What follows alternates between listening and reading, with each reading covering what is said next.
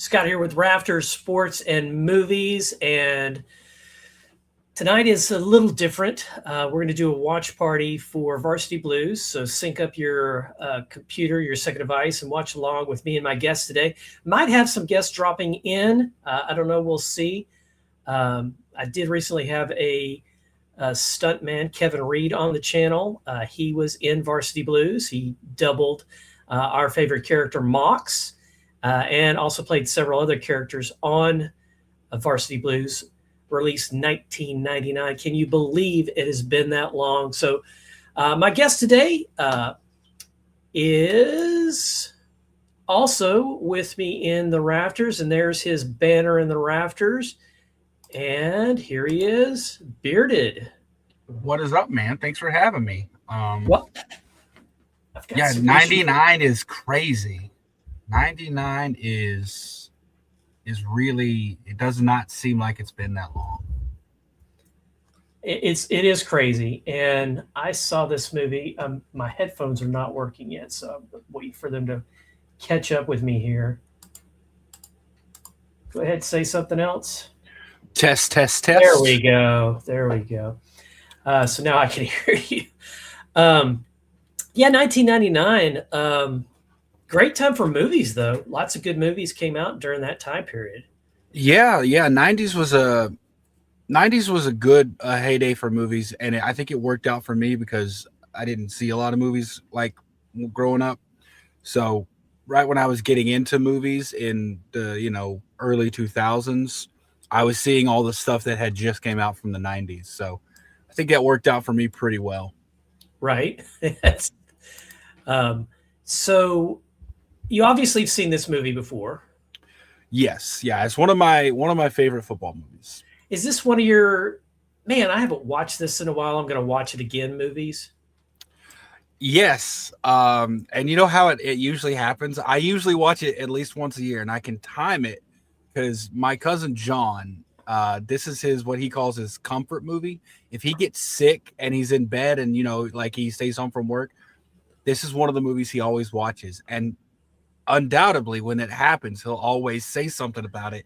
And then that triggers like a memory for me. It'd be like, man, I haven't watched that in a while. So I'll go rewatch it again.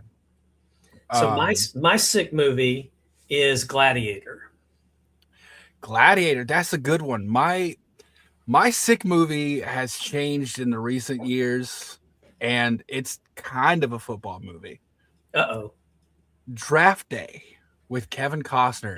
I count it. I take it. Yeah. I don't know why. I don't know what it is about that movie and Moneyball, where there's sports movies, but they're very little. Like there's only a very small amount of actual sports in it, but they captivate me to no end.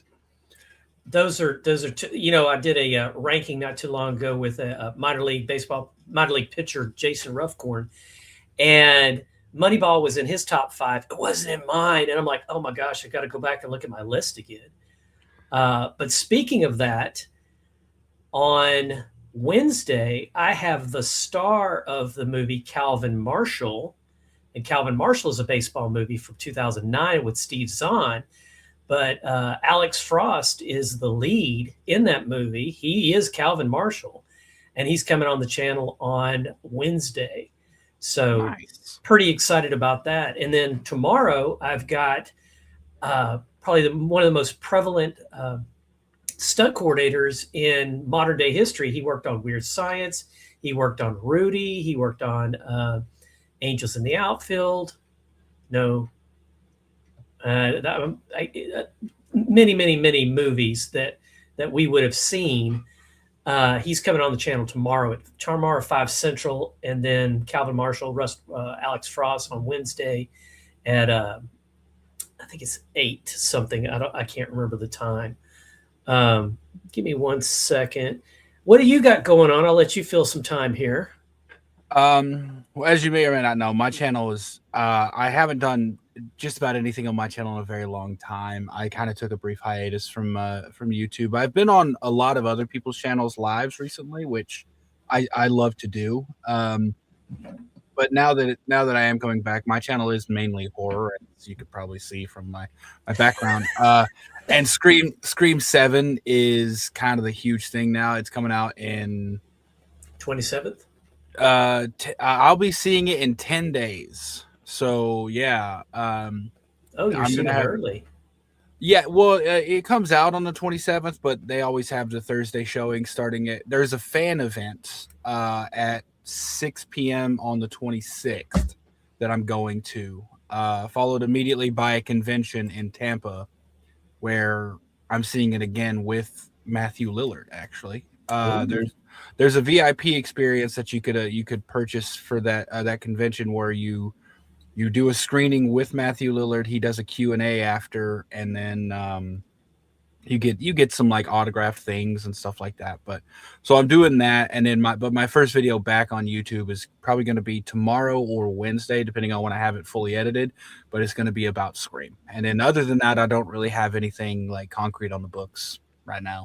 It's the Scream season, right? It has been for a year, and now that it's Mhm. finally here, and we're in the month now. I mean, Well, there's been the thing was it's like we got the first trailer at like December, like sometime in December. I don't remember exactly when it was, but then there was like nothing. Like we were expected like your first big trailer, and then we expected more TV spots, and there was nothing. And then all of a sudden, like beginning of this month, something new started dropping every day to a point now where it's like, okay, well, there's a TV spot that's a little different, and there's a TV spot from Paramount Spain that's a little different, and they're just giving so many little things. But yeah, it's Scream season now, but then I feel like after the movie comes out, it's still going to be Scream season for like another several months because they're already teasing part 8.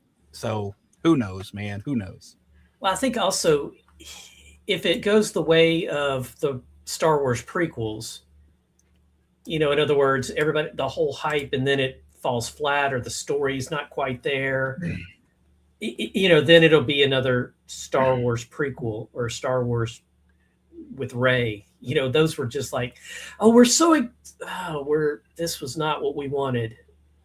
So it definitely has that potential because if anyone who's watching the marketing It looks like it knows, could be a lot of flashbacks.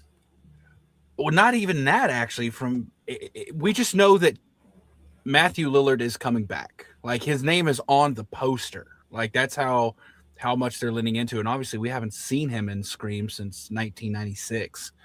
So it has the potential to be that the downfall of Scream. If I'm being honest, like I don't want it to be, but depending on how they handle the return of that character, it 100% could be the new trilogy results from Star Wars. Because if it falls and people don't like it, and the terrible thing is they've kind of painted themselves into a corner because half of the fandom really wants Stu to come back, half of the fandom doesn't want him to come back. So either way it's handled is gonna upset half the fandom. Right. Right. So I think they made a mistake, if I'm being honest.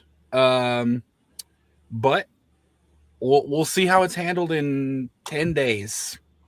Right. So this is how much of a horror person I am not. You ready? Mm-hmm. On sports, you see all the sports stuff in the back. You see your banners back there and Mm-hmm. all the memorabilia. This is how much of a horror person I'm not. I've seen the first one, and that's it. Okay. Okay. That's it. And I'm not catching up. That's too many. I'm sorry. I'm just not going to do it. I did catch up on Stranger Things, and my family and I binged it to get to the last episode, to the end of the season, or into the whatever franchise. Mm-hmm. Totally disappointed in that ending. Didn't like how they ended it, and I think most of the fandom didn't like how they ended it either. They didn't, but it's funny that you say that because I did the exact same thing. I watched season 1 of Stranger Things when it came out back in the day, and then kind of lost interest. And then all my YouTube peers who do horror stuff were talking about the final season. I was like, okay, well, I want to be included in that conversation. I want to know what's going on. So I binged in 1 week. I binged a season like a day.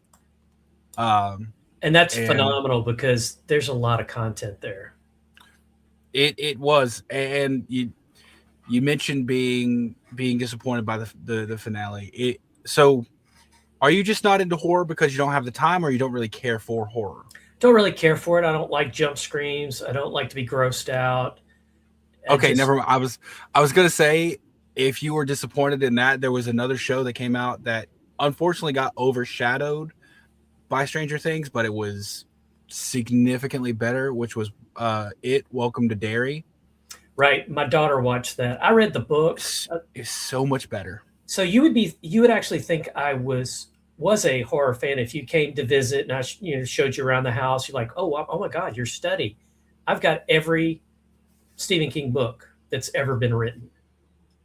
Like literally, Ever, I've got every even book, even the Richard Bachman. even the Richard Bachman. Nice. I actually read those when they first revealed it was him. Went and grabbed all those and read them all. I stayed up all night reading Thinner. Thinner's the one that I couldn't go to sleep. I had to finish reading the book. Man, I remember that like made for TV movie about Thinner. It That was it was bad. it was bad, but there was something so unsettling to me about it. I don't know why. So was Like that it the just, one with the guy from the Alien TV show, the Alien comedy? I Um, think so. He's a a very distinct look, but I can't remember his name. God, it's escaping me too. He's in it. If I remember right, he's the new Professor Dumbledore in the reboot. That's him. Oh, John Lithgow?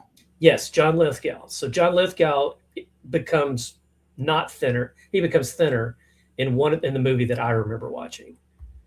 No, that's not the one I watched. The one There I were watched, multiple. There were more than one. Yeah, there was more than one. But the one that was made for theaters was John Lithgow played the main character, and he literally lost weight for the role and looked thinner, looked gaunt and really bad. And then they did some I movie think magic too.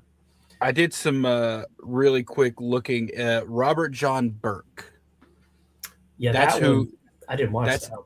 Yeah. I think it was made for TV. Um, I don't know. Like I said, it wasn't good by any means, but the story, just like the way they did it, the way it played, creeped me out. But yeah, my favorite Richard Bachman one, which has since regressed, was Running Man. I've never been a huge fan of the ending of the book. I'm gonna be honest. I don't know if you saw the most recent movie with Glenn I have Powell. not. I have not. It's a lot closer to the book. A Oh, lot closer to the book. Um, and I obviously saw the Arnold movie first, and I was like, oh, it'd be an interesting book to read. So I read it. it's so Nothing like the different. book. Yeah, It's nothing. nothing like the book. And Well, and when I also you got Richard Dawson and Arnold Schwarzenegger being campy. Give me a break. That's just there hilarious. only in reruns. Yeah. The Yeah, only it thing that was. would have been better is if they'd have had the guy from the Gong Show doing Richard Dawson's part instead of him. That would have even thrown it because he was a nut. I can't remember his name either. Um, No, yeah, it had nothing to do with the book other than name. right. But yeah, the new one actually has it's so close to the book. So I was much more pleased. I think it still fell a little flat in terms of like how much money it made, but really enjoyed it. Would recommend it if you like the book. Oddly enough, I did not. It was Oh, it was one of those where I was like, I'm reading it and I'm like, and then the movie came out like, okay, the movie's campy, it's funny. I enjoyed the movie for what it was because I'm like, this is what it is. You're getting what you get. yeah. And I was in high school at the time, so that was a huge time for us to have movies that we could repeat, regurgitate, the one-liners. So even though it's so bad and so campy, only in reruns, Terminator had just come out a couple of years prior or months prior. I can't remember the timeline, but we were at that age of going to movies just to get the one-liners. Mm-hmm. And so, all right, well, let's go ahead and kick this off and get Varsity Blues started. I'm at 000. I'm watching it on YouTube actually because I do like to watch movies on YouTube when I can find them. And so when you're ready, let me know and we'll go 3, 2, 1, click. I am. I got mine ready to go. Let me know when. 3, 2, 1, click. And I'm seeing the Universal Paramount, Paramount Mountain. Yeah, the stars rolling around. Yeah, I think Right. we're lined up. I think I might be like 1 second behind you. I have my own digital copy actually, and I think Okay. there's like a 1 second black screen at the very beginning. So I think I might be just the tiniest bit, but we're Now I'm good. seeing the astronaut float across the screen. Yeah, we're good. Okay. I think we'll probably be close enough. Yeah, we're definitely almost perfectly aligned. This is when MTV kind of lost their mind and started making movies. Did you see MTV just like shut down their channel or whatever? I saw something about that. Yeah, I think they've lost their mind again. Did you see what the last thing they played was? No, it played the video killed the radio again. Yep, that was the very first thing they played, and that was the very last thing they played. I remember watching that. I was in Mississippi again with my cousins when I first watched MTV. They said, "You got to see this," and I'm like, "What are you talking about?" I can't talk over the talkover. Yeah, I was about to say that the West Canaan.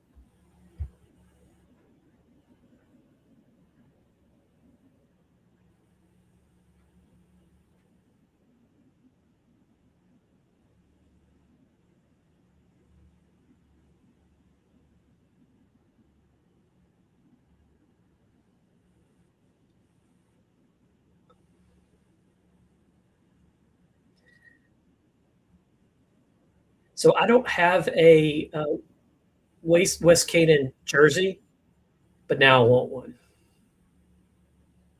So I wore my coach's polo today. Nice. Yeah, I really, and I think I told you backstage, but I really related to this movie growing up because I played from the time we were allowed to play till I couldn't play anymore. Like I Oh, left well, for the Navy. I live in Texas, and I lived Friday Night Lights, and yeah, but we were way after this movie came out. You know, we lived what they're writing about, crazy coaches Yeah. and all. Yeah, it was about what got me in that opening is seeing the parents like out there, yeah, because that was my mom, my dad, and my grandparents, like all like you're good, like all dude, it was the home movies there was amazing. Yeah. Man, James Van Der Beek was so young here. Yep. I always thought the cousin or the brother was a weird character with the Yep. cycling through the religions.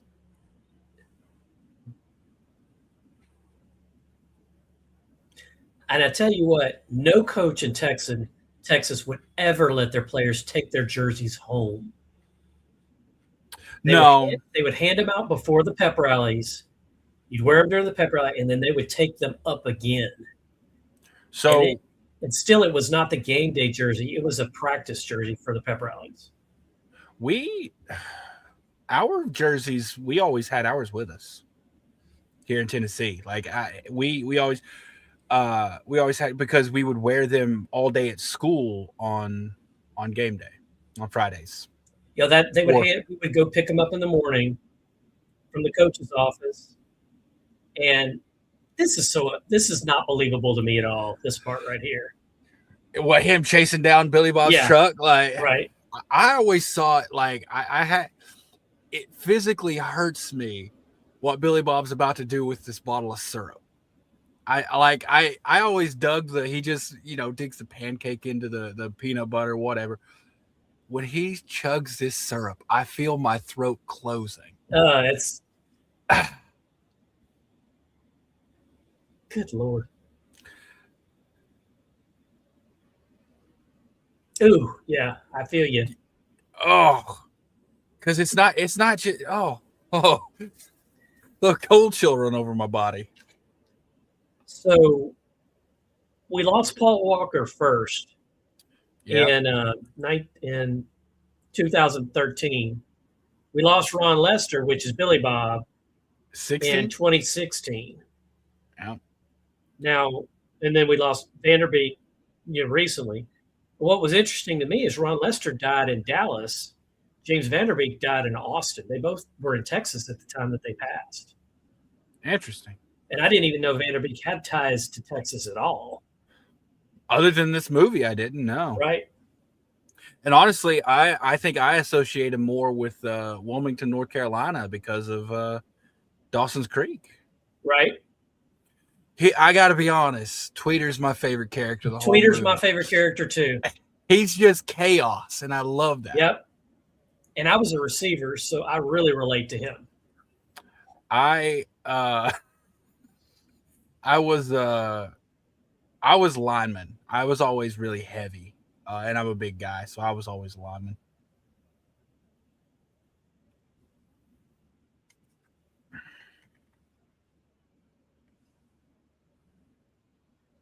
You know who he kind of reminds me of? Not appearance, but just like the chaos. Kind of gives me a Julian Edelman vibe. I don't know if that's I don't know if that's weird, but he definitely gives me a Julian Edelman vibe with his overall demeanor. Right. And the classic downtown Texas town. And this was filmed in Elgin and around Austin also. And that is, I believe, Elgin High School. Nice.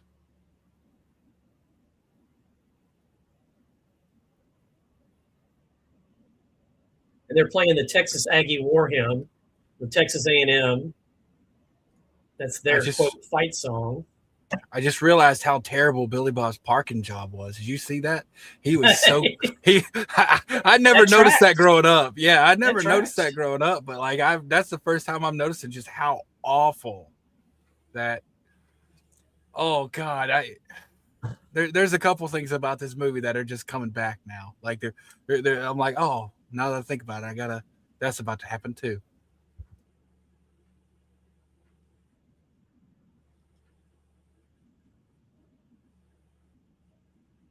Good old Baneville.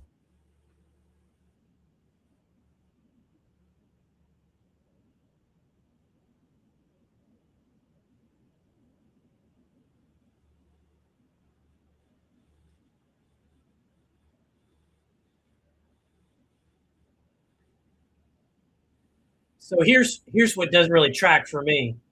If he was such a winner, everybody on that team would be on the team for the third or fourth year. You know? You would think so. You would think so. So, you know, did he only play seniors? You know, sure, that's just not, you just don't have enough because the little small Texas towns aren't big enough to have, you know, just a whole class of seniors. You know, you're going to get 40, 50, 60. You may have that many in the class total. I graduated with 88 in the class. They're not big. We got a small town feel too here, and I think it's a little bigger than that, but yeah, that just didn't track. And also 30 years, 22 district titles. That means every person on that team has at least won 2 before. Right. And that's just, I don't know.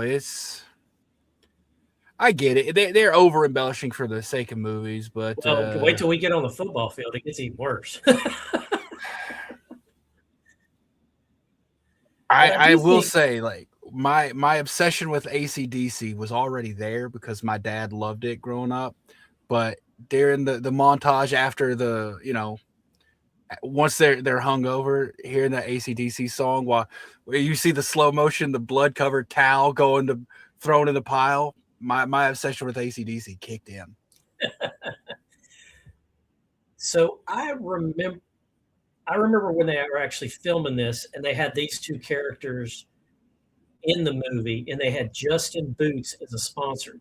Now, the reason why I remember that is because I was a shoe buyer and we bought Justin Boots and they were bragging left and right. We got prime placement in this movie coming out called Varsity Blues. You need to buy some more boots. We're going to sell some boots because of this movie.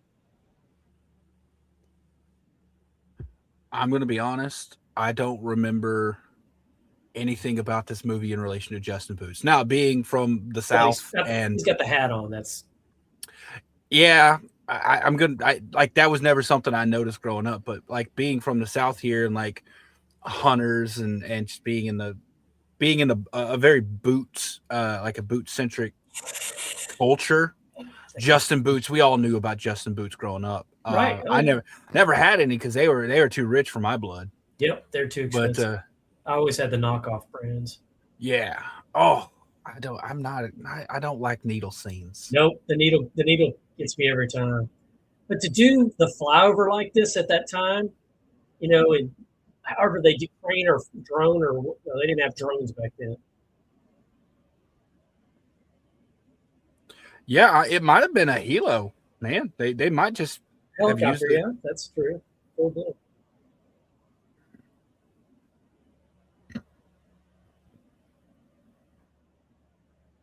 That shot would have been.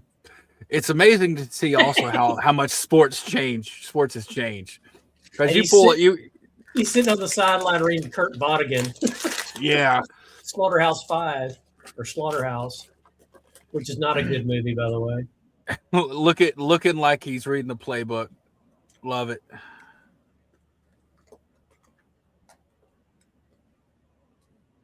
I think I might be an extra second behind you then because it just showed that for me. Do you want me to hit pause? Get you caught up? Hold on. What are you seeing right now? 11:30. I see the referee staggering away with the football. Dad's in the stand chirping each other. We're looking at Billy Bob right now. Okay, you're all good. You're like 2 seconds ahead. That's completely fine. Here's a question: who do you think is the better quarterback? Do what? Who do you think is the better quarterback? Oh, I don't think it's Mox. I think it was the Paul Walker character. Yeah. I think it was because of the desire to do it. Because I think he wanted that job. So he put more into it. I think Mox probably had the ability to be the better quarterback. But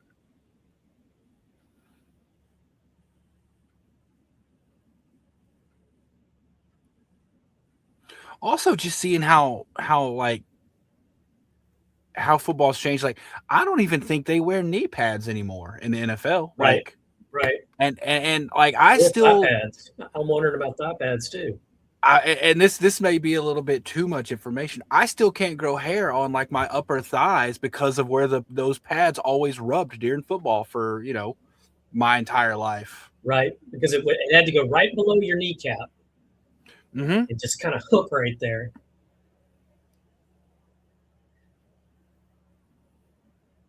I remember very vividly turning those pants inside out and folding the knee pads in there and pushing them down and then flattening them out and then pulling yeah, I remember that. I remember that so much growing up, and now it looks like they just got on like tights. Well, also the shoulder pads are tiny now. I mean, we had the huge shoulder pads. Yeah, and I always thought it was interesting. I'm sure you've watched Invincible with Mark Wahlberg. Oh, absolutely. When Vince Papale goes in there and he's when he's still in training camp and he gets the quarterback shoulder pads and he's like, "You'll get destroyed in those." He's like, by the time I forget the exact line. He's like, "But is it really good?" Yeah, it won't make a difference because I'll be out of here anyway. Yeah. Or it's like, do you think I'm going to be around long enough for it to matter? Something like, yeah, but like, and now you see all of them, and they like, sometimes I look at a quarterback and I was like, that's just his bare shoulders. I don't even think he's got anything. I tell you what, they got a full flak vest on. The chest protection and rib protection and all that is just insane.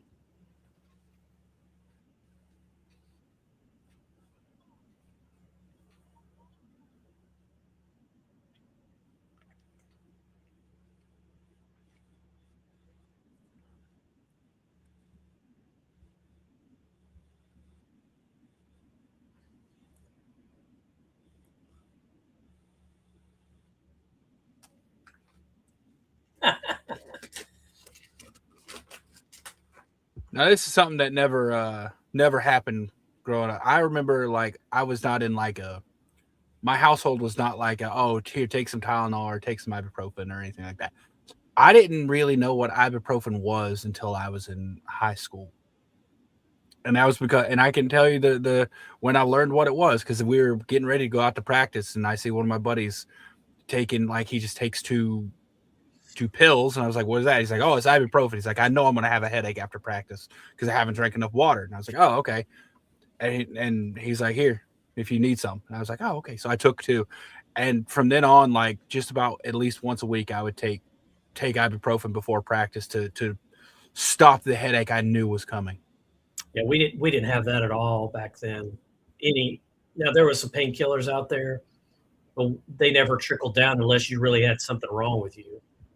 Yeah. And then so I led her 2 years in football.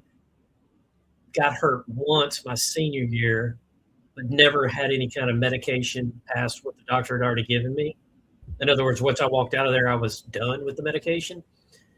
But I do remember one day they set out all these vitamins on the table. Said, like, take whatever vitamins you want because we're ordering new ones. So I go over there and I'm looking at it. So I grab a vitamin, pop it in my mouth, start chewing on it. It was a GD salt tablet. If you've never taken one, don't, because it's pure salt and it ain't good at all. Yeah, Like, dried me out completely. Yeah, I don't. That sounds awful. That It sounds was absolutely horrible. I awful. thought it was going to be like, you know, vitamin C or something like that. This poor man just trying to enjoy himself at a party, and Right? And they beat him up with a wiffle ball bat. should be called America's Funniest Shots to the Nuts. There you go.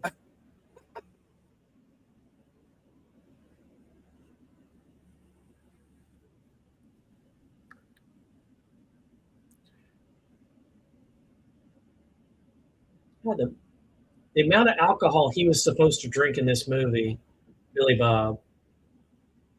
He's a big guy. That's the thing, is he's a big guy, and I assume he's got a since he's in high school, a semi decent metabolism. And who the hell played quarters and actually shot it in the drink? You shot it in an empty glass. You didn't shoot it in the drink. Yeah, that never happened to me. Never did that.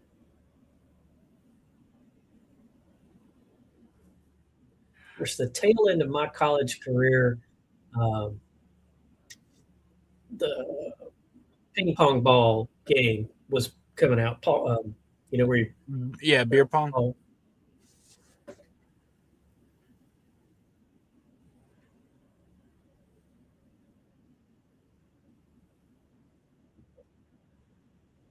I always thought this was such a weird audio cue when he's like shaking. I was like, what is that sound?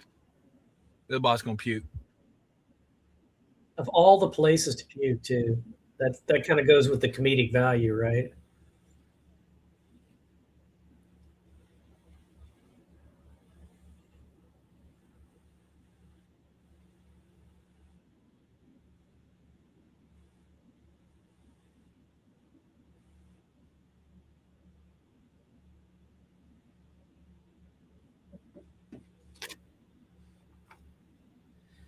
So Paul Walker was 40 when he died.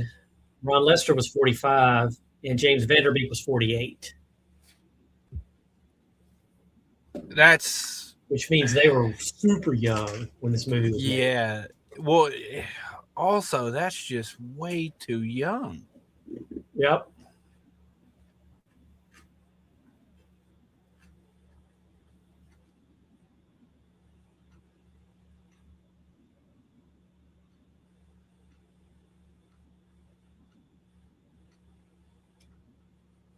And I don't ever remember a day when our quarterback was calling the plays himself in the huddle. No, the coach was telling him, run this, and we'd run it again, run this.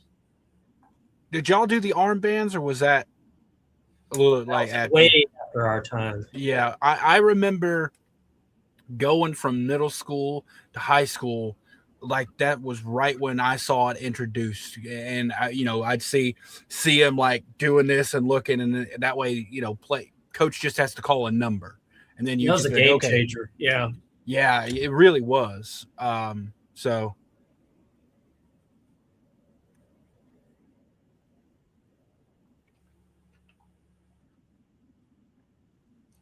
And it's even No if you quarterback would call, have done this. yeah, I was about to say, even if you call a play yourself, it's not going to be a secret play the fucking coach doesn't know about. Sorry, didn't mean to cuss. Coach doesn't know about.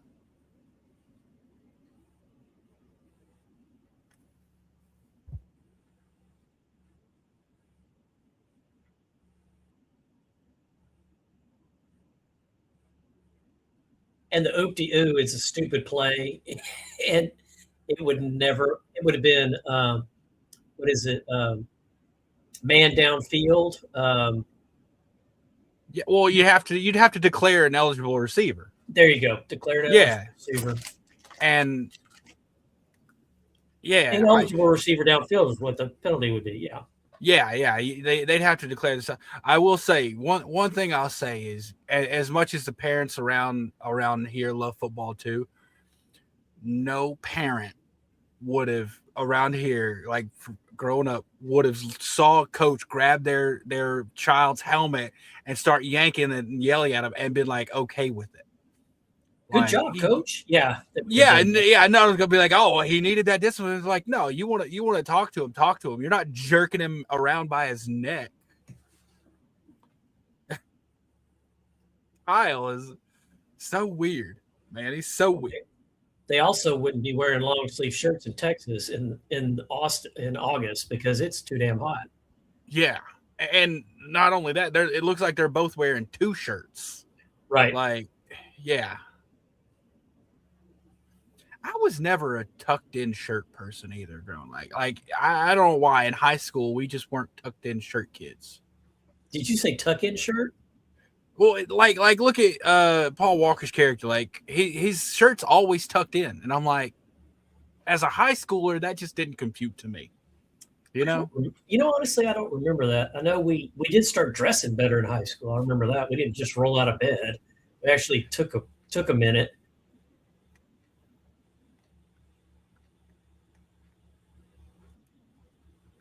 And these dads chirping at each other.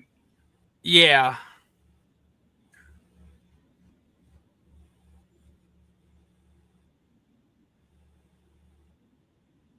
I think it has, and I like they don't harp on it, but you can definitely tell there's a kind of there's an air about it where the fathers are still living vicariously through the kids. Oh, I think it's blatant. Yeah.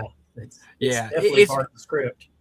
Yeah. And but I don't think nowadays they'd actually say it like, you got to do this because it's what I want you to do and stuff like that. And yeah. Although you do get the famous "I don't want your life" right line, so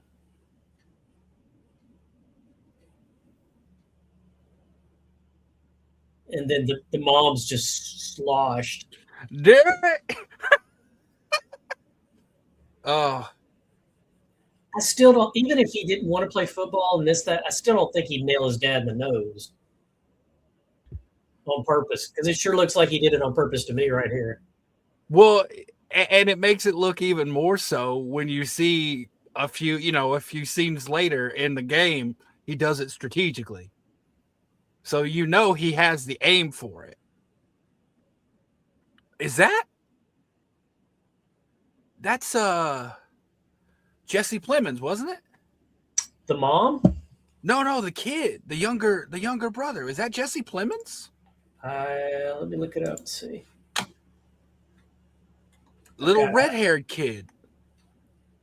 It very well might be. Oscar-nominated Jesse Plemons. That looks like him as a kid. Yep, that's him. He plays Tommy Harbor. Okay. That is unreal you picked up on that. That is crazy, because he was just in Begonia. Oh, yeah, he was in Begonia. He was in Civil War that came out not too long ago, which was super good. Yeah, he's a good actor. I like him. Breaking Bad. He's a great villain in Breaking Bad. Yeah. Well, there was nothing wrong with Breaking Bad. That show was just great. Oh, Miss Davis, my love. Yeah.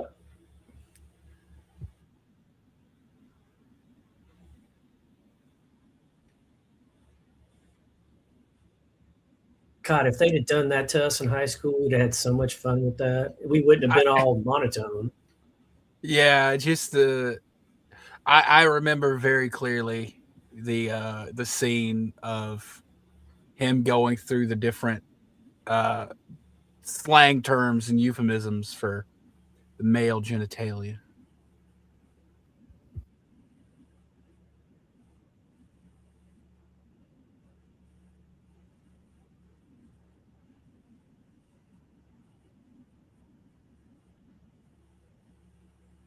Poor Billy Bob just needs to go to the bathroom.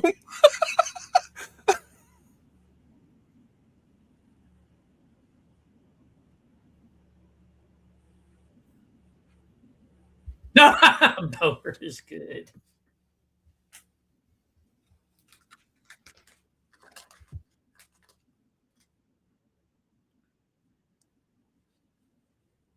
To take the time to spray his neck with water like that to show that. Yeah.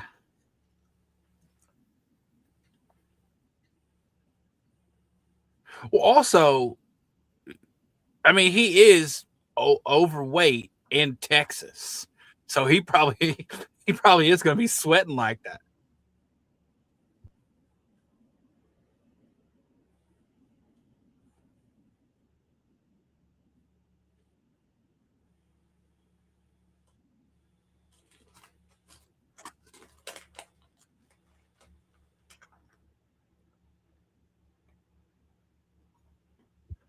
Pedro, I never got. I always was with her when she said Pedro.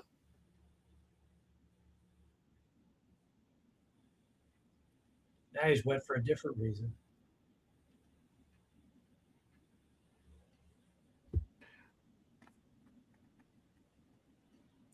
I got a concussion, and I think it was probably I want to say it was my sophomore year. They did not mess around with that.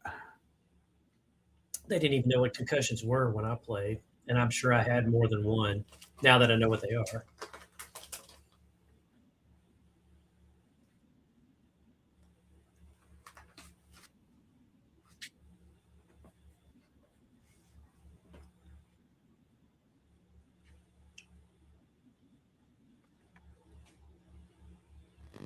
John Voight plays such a good.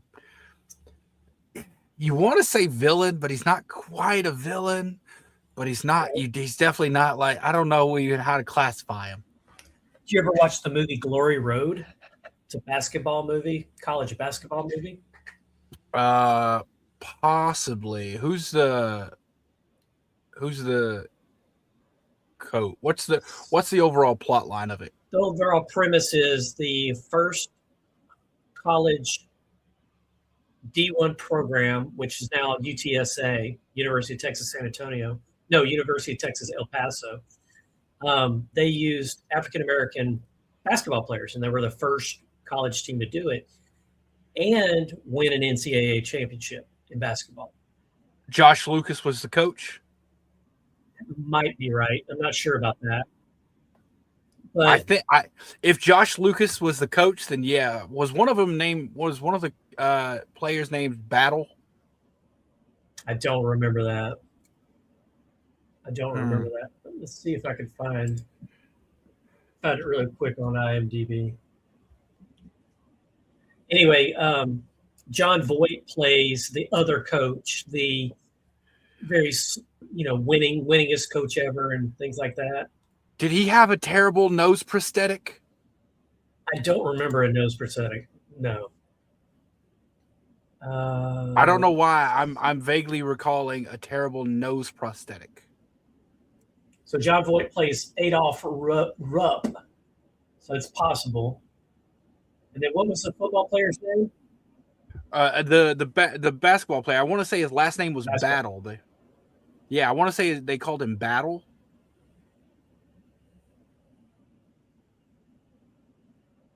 Yeah, it's not jumping up. I'm not seeing it. One of the characters was Joe Riley. That Riley, Pat Riley. One of the characters was Pat Riley. He played on the other team. Anyway, Voight does a really good job of playing the bad guy coach in that movie. It's a good movie too. But as soon as Billy Bob fell down, they would have called that offsides. Yeah, they would have.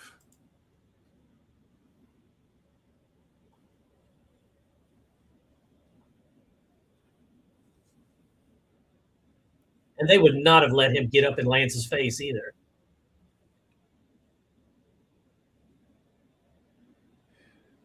Yeah, they didn't immobilize that knee at all. They just threw him up on their stretcher. Yeah. I'm looking up. I just did a quick Google of John Voight Glory Road, and got a terrible, either, I don't know if it's a prosthetic or what, but something about his nose looks weird. And this is where I feel so bad for Billy Bob.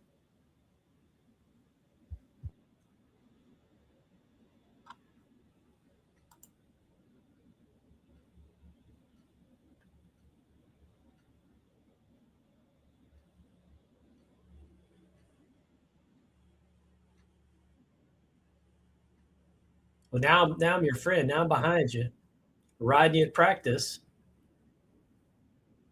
Yeah. Now, and that's the whole thing is you have to be harsh, but you also have to make these people inspire them to follow you. Right. So you got to walk that line. He doesn't believe at all you care about him now. Right. He just knows that now you need him.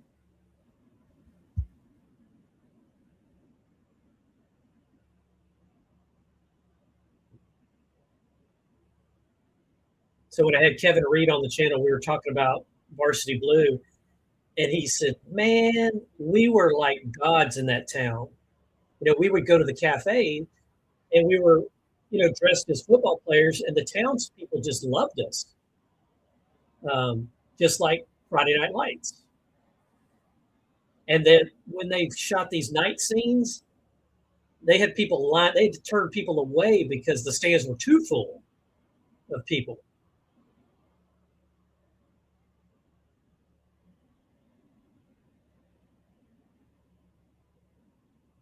Okay, so the Hornets are a real team in Texas. And it's Huntsville. It's the Huntsville Hornets.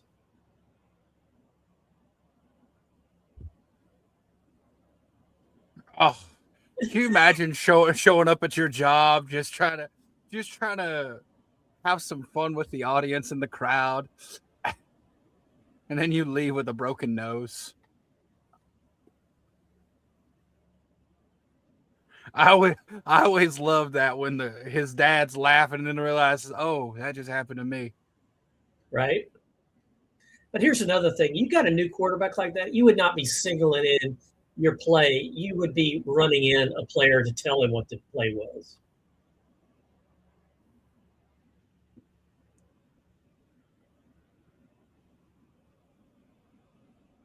Well, he can catch better than Tom Brady. Yeah. Kind of makes you wonder if that's where they got that play from. Let's see. Timestamp is 33:45, 46, 47. You know what's funny is I'm actually a few seconds in time ahead of you, but I think in actual content I'm a few seconds behind you.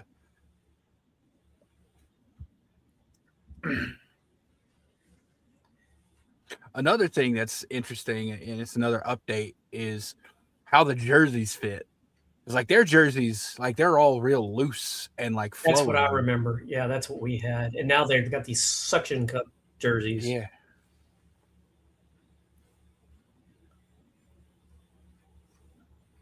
So Larry, we're at 35, 27, 28, 29.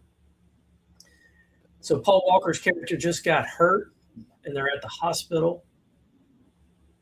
And Beard, Kirsten and Larry say hello to you. Oh, hey, what's going on? They're in the chat. They may drop in later. We'll see.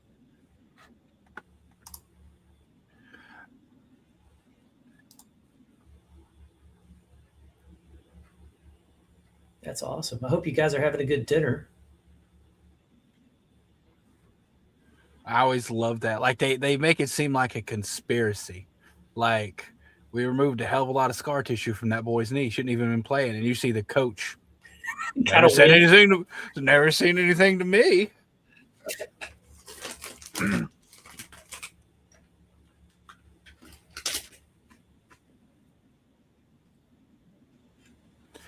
And growing up, you didn't really think about a lot of this because growing up it was just like the glitz and the glamour of being the starting quarterback and everything. But realizing now, Allie Larder's character is kind of a terrible person. Absolutely. Like so terrible. Yeah. Like this is the same night her boyfriend just had his life changed, and she's already scheming. She's changing in front of the backup. This just didn't, yeah. Like the stitches are barely even fully tied up right now in his knee. Right. He's still under morphine or whatever they gave him.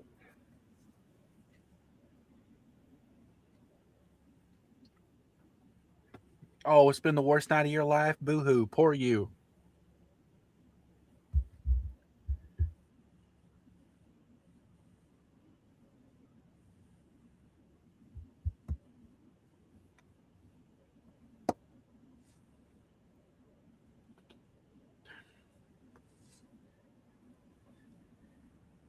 See, I think Mox would actually be driving like a Pinto or a Chevelle or something, less of a car than what he is driving, because he has such issues with his dad. But that's not, look at his car. That's not a bad ride right there. Yeah, I'm trying to see what it is. I don't know for certain what it is, but yeah, I feel like he'd be something more subdued. Right. Like maybe a for sure. Volkswagen Bug. Yeah. Oh, is that an old? I'm not a car guy, so I'm not going to be Yeah, right it kind of looks like a. Oh gosh, what are they? Is that maybe an old Monte Carlo? I don't know. It kind of has that look. That might, yeah, that sounds about right. They do such a good job in these older movies of removing all the car, telling you what the car is. They pry them off. Yeah. There's Billy Bob. He's getting drunk again. Just screwed up the football game, and he's at it again. It's a 72 Buick Skylark. Okay. There we go. Yeah. Just looked up. That's too much car for him. Yeah.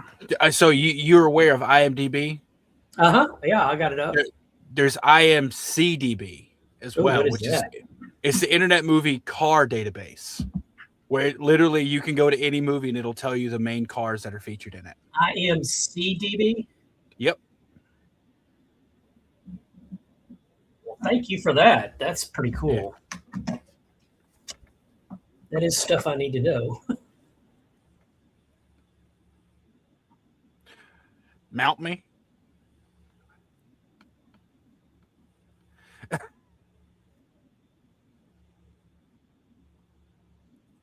Yeah, this is very believable right here. I'm so believing this. Yeah. And you know what? I'm so believing that the town is okay with it because they win football games. Right. Driving.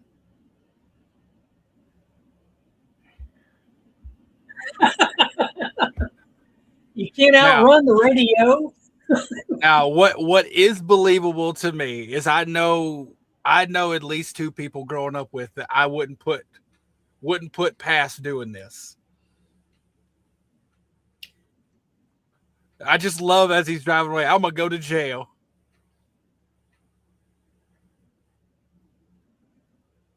So he gets given a 6-pack of beer at the liquor store, at the mini mart. Yeah, that's not believable. You're not going to encourage your new starting quarterback to get sloshed. Yeah, culture is so different now. It's really crazy. And I don't think they'd have done it back then either. I really don't. Yeah, they'd have been watching. I mean, because it was more of a community for one. Like they would the parents would call each other and say, "You know what your kid's doing?" Like, oh yeah, They're dancing naked at the Lions Club Park.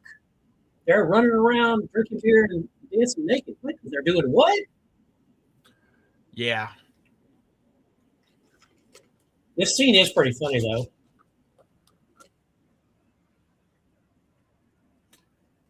I like the him getting out with just the hat is.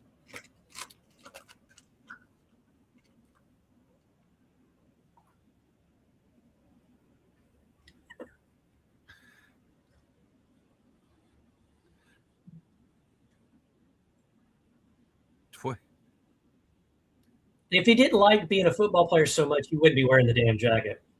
Not in 100-degree weather, for sure. I just love how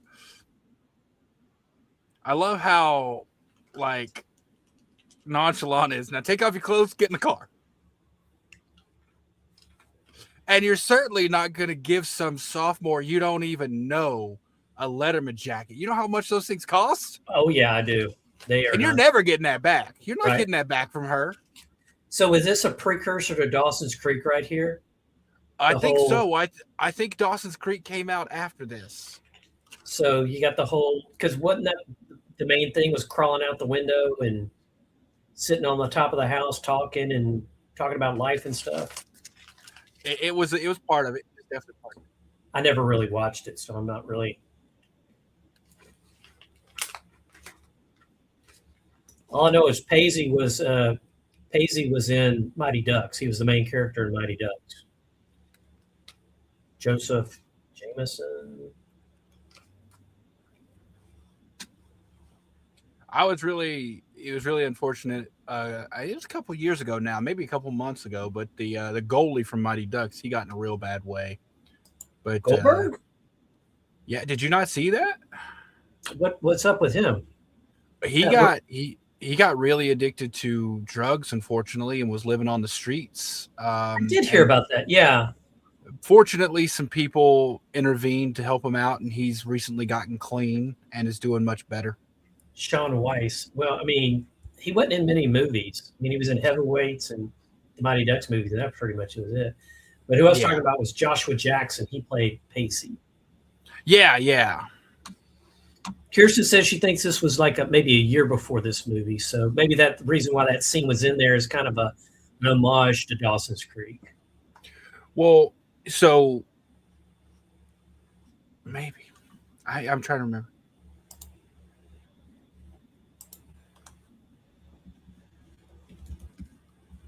I never understood dude pouring salt in his beer. Like, you sure that was salt, not something else, something heavier? It was out of a salt shaker. I'll say that. Oh. And I love that you got like the sheriff.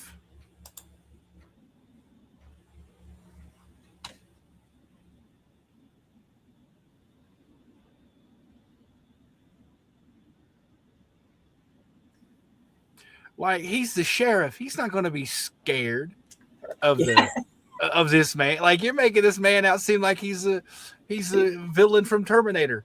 Right.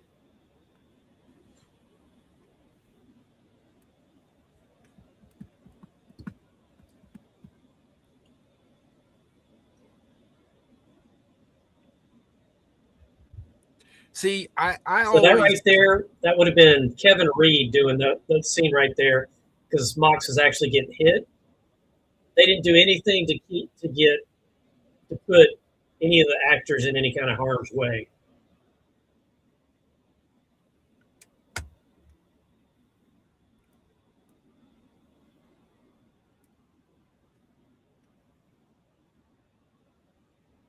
I'm going to be honest. I always thought that Mox was a better quarterback. That he was what? I always thought Mox was a better quarterback than Lance. I just feel like since he didn't want to be there, he didn't apply himself and do as best as he could. Well, I think they definitely set him up as the smarter person, just in general. Yeah. Thereby, if he's smart on books, he can be smart on knowing where everybody's supposed to be on the field and where to run and everything like that. Yeah, I think it was. I always love that. That Saline Mustang is gorgeous too. Right. Look at his hospital room. Yeah, you're definitely a few seconds before me. I'm gonna go forward just a little bit. So I'm at 45, 18, 19, 20.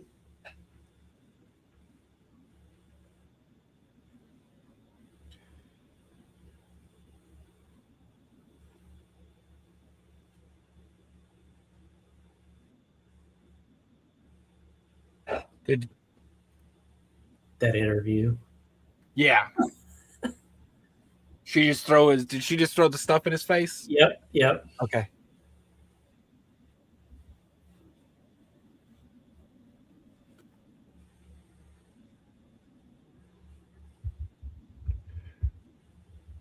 I like how it's only taken him 2 games to be overwhelmed by the celebrity as well. Right. To cross over to the dark side. Right. Yeah. He was always there. He just didn't know it. And there's the big sign. John Moxon, quarterback. That's so funny. And see, that's another thing in high school. They would never celebrate one kid like that. They try so hard to play it down. We had that player in my high school that was that good, that went on to play college ball, that went on to play pro ball.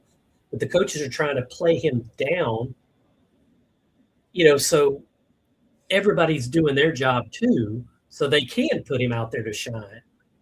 Yeah, first of all, I think that I'm sure it's relevant somewhere, but those huge signs, I never saw those growing up. But they did sell like at the beginning of every season, like you could buy one for everyone. Like you could buy one of the little signs. It's For probably your yard, yeah. yeah. So And that was a booster club fundraiser. yeah.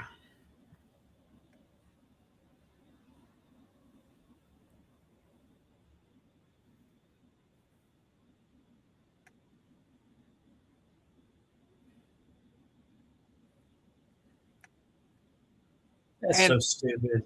yeah. Also, like maybe it's just me, but I never in high school, like little league practices, obviously. There was never parents showing up to watch high school practices. We had news media come to our practices because we did have a superstar player. He was ranked number one in the nation at one point, and we'd have a handful of parents, but not many, and they wouldn't stay around for the whole time. They just drop by, and then they would leave.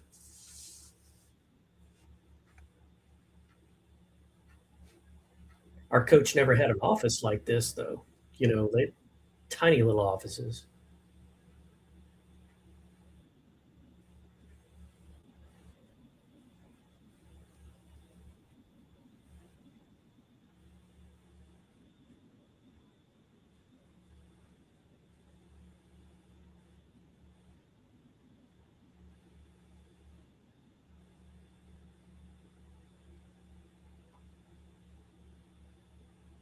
So at the time this movie came out in the 90s, there was already sports medicine, huge industry.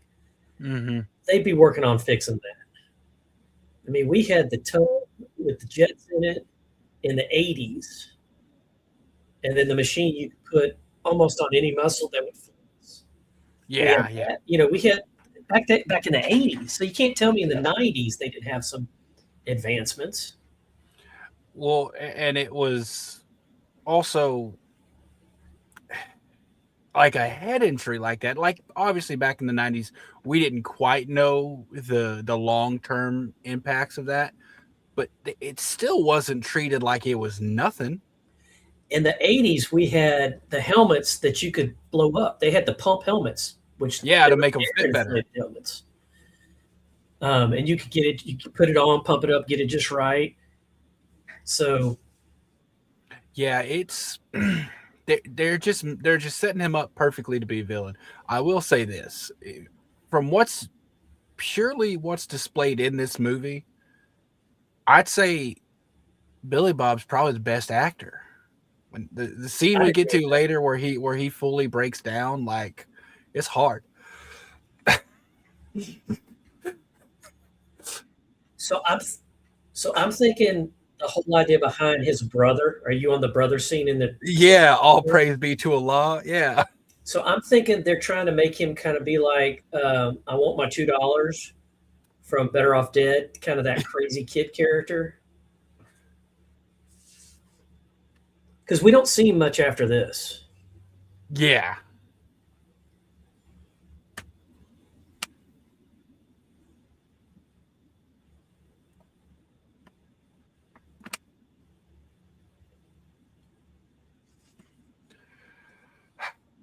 See, as a kid watching this, I was like, yeah, go for it. Now, as an adult, I'm like, man, Where are the parents?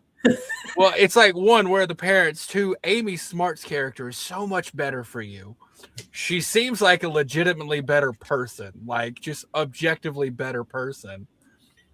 Um, So when they originally shot this scene, I'll wait, but I've got backstory on this one.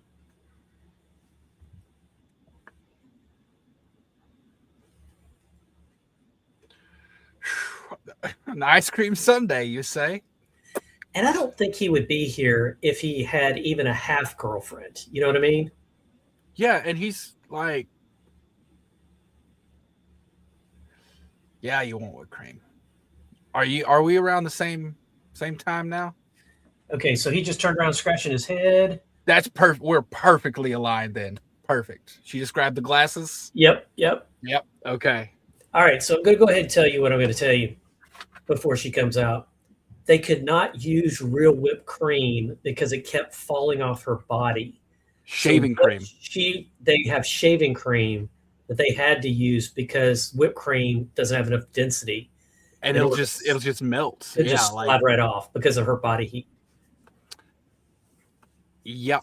Yep. I've seen that before, not for this particular movie, but I've seen that for other things. Um for this, I always think of the parody from the Not Another Teenage Movie. Okay, When right, Chris Evans does it, Captain America does it. right.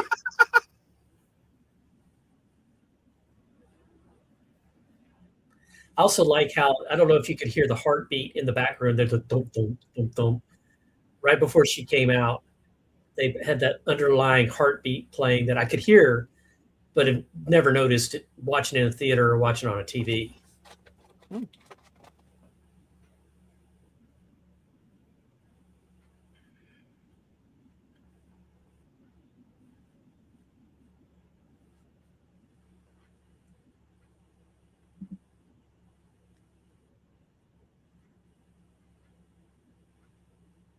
He's still looking. I'll say that he's still looking. He's trying to talk himself into staying. Yeah. I will say, growing up, I always said watching this, he's a stronger man than me. There's no way I would have left. I would have never been there. There's no way I would have been. He put himself in that situation. Oh, he did, but like the teenage hormones, yeah, I gotta. It's the most unrealistic part of the movie right there.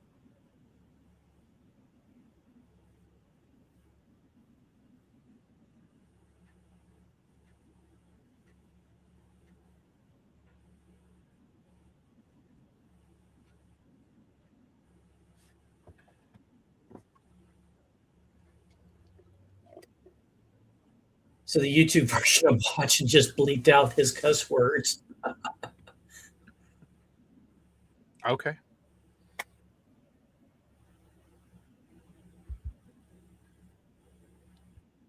Zebra.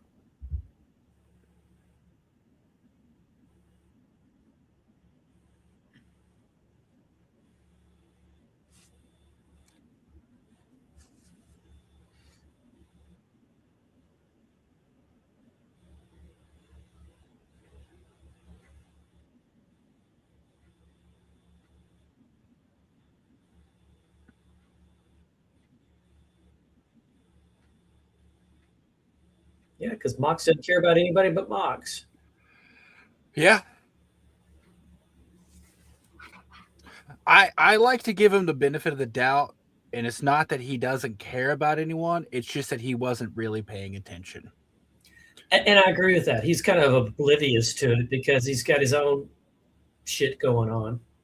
Yeah. And now that he is, like, he's been for, and there is a selfishness in that too. Like, there's a The force selfishness in, leader. He's the force leader now. Yeah. yeah, so now that he is seeing what everything, like what's going on, I do feel like he does care and attempts to make it better for everyone. And so now you see the colleges in the background, and then you had the college posters in that kid's locker, and the girlfriend sees her, kiss him. Yeah, why would he do that? Why would he allow her to kiss him? That's so dumb. Like, oh. What did you think was going to happen, man? What did you think this is was nice. going to happen? We're just friends. Yeah. Nobody's going to think that. Nobody's going to believe that.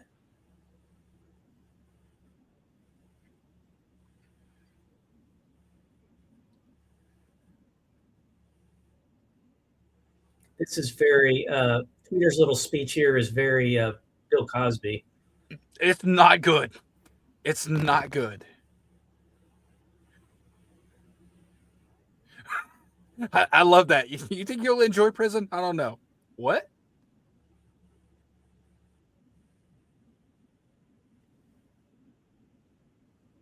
Yep. And every Texas town has a Sonic drive-in.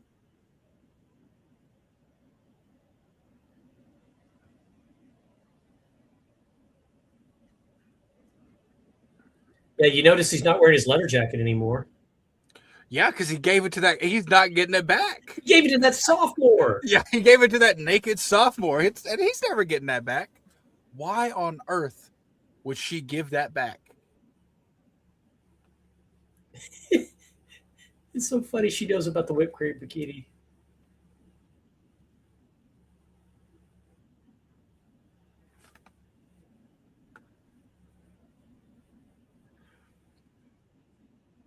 Lie better. Lie better.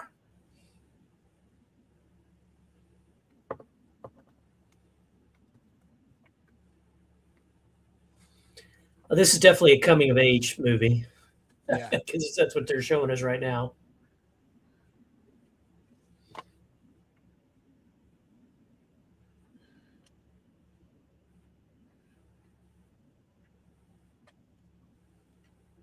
So he was in a TV series called Sidelined. He played the dad of one of the football characters. And they just came out with the second season. That was the final thing that James Van Der Beek worked on. I'll have to check it out.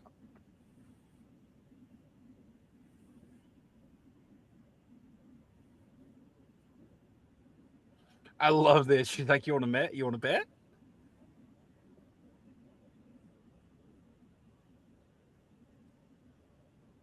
It's so stupid because it's not like they don't see him at high school. Yeah, that's fair. I think that they really overplay this, and you know, I do think there are places like this. Not necessarily anymore, but they're definitely overplaying it. But I think it's a good commentary on what can happen when you make celebrities of these kids.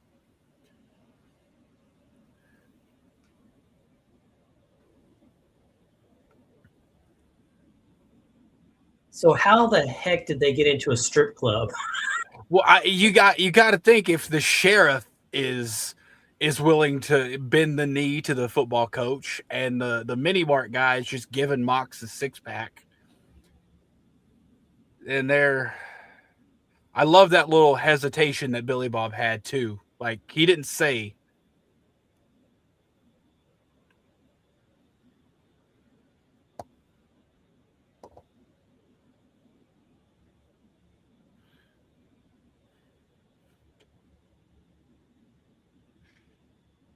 Yeah. Yeah, I wouldn't leave either. I didn't take your girlfriend either, even though I thought about it. Wait, are you? I Oh, think so this is why they did this whole scene. This I think you might be seeing something completely different right now because you're on so YouTube. I think they edit out the scene. they edited out the good stuff. Are you seeing Billy Bob on stage right now? No, I've seen the teacher on the stage dancing by No. herself. Yeah, the teacher hasn't gotten on stage for me. Billy Bob's on stage with another dancer. Oh my. Okay. So I'm seeing more of a G version. Yeah. Okay, so we need to sync back up then. I'm gonna wait till I've got a feeling they're gonna edit yours really heavily as well So when the the teacher teacher, starts. I'm at 1 hour, and the teacher just got back on the pole. I'm at 1 hour and I'm at 1 hour, 1 minute and 30 seconds, and Mox just says, "Don't try to hug me." Oh, see, I already saw that. The teacher just came out. Okay, so I'm going to back up. So to pause. How about this? I'll let you know when the teacher sees the boys because there's that very distinct look when she realizes it's them. Okay, so hang on. Let me get to the point where she sees them. She's doing her routine now.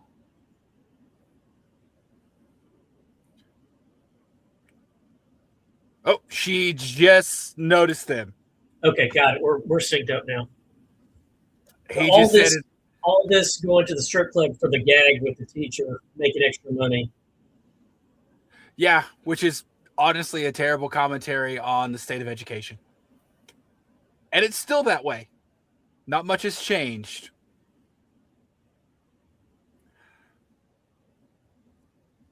Well, I don't think any teacher would do this because they wouldn't want to lose their teacher job. They would just quit their teacher job if they were making more money at the strip club. Yeah.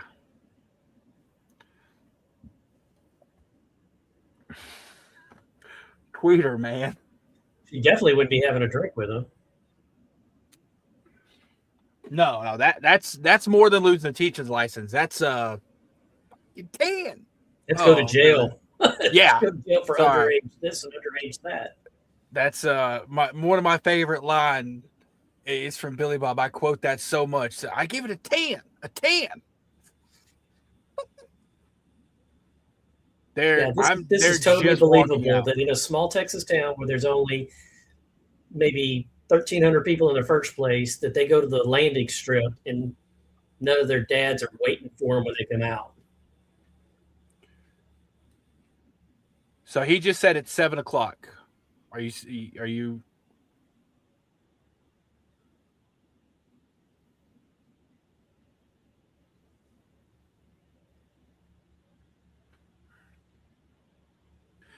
Here's the thing: 12 hours, even 10 hours, you're going to be recuperated. You'd be sobered up, yeah. Yeah.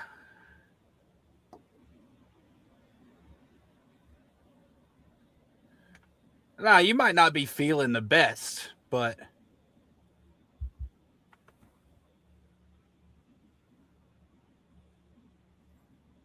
that's a term that I think went out of fashion. Slobber knocker.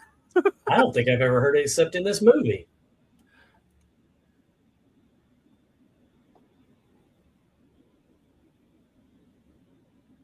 But the whole throwing up on the football field, that happens all the time. That happened. My son was in JV football, and all of them went to somebody's house prior to the game. One of the players thought it would be a good idea to have cereal and milk, and he threw that up all over the field. Oh. The coach had to go out there with the towel and clean it up because you can't have that on the field.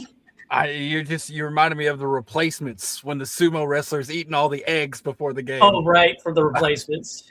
And then they do the huddle and they move it up. Feel good.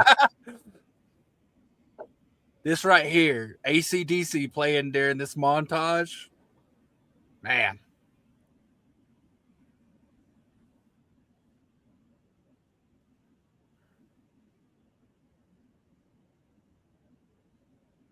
Oh, there goes their helmet.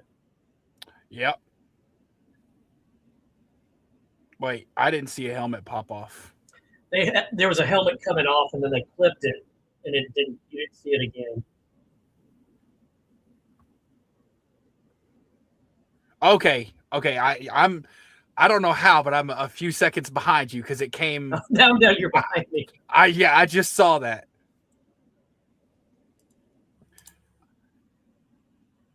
He just threw the clipboard, and Okay, then hang on. there was just an interception by number 40, and Okay, I saw Mox is that about to second. get Mox is about to get destroyed trying to tackle him. He's seeing Moxon flailing around on the ground yet? Mox just, yeah, that's where I'm at right now. Yeah, this is not very realistic. No.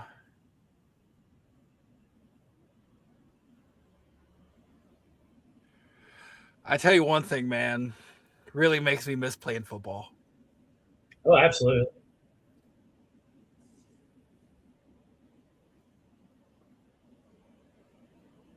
I don't know a single play I've seen where every player on the field was laying on the ground. Did you see that? Like that last touchdown, every player was laying on the ground. Right here, that classic shot of the towel landing on the blood. Yeah, that's iconic to me. Right. Was it worth it?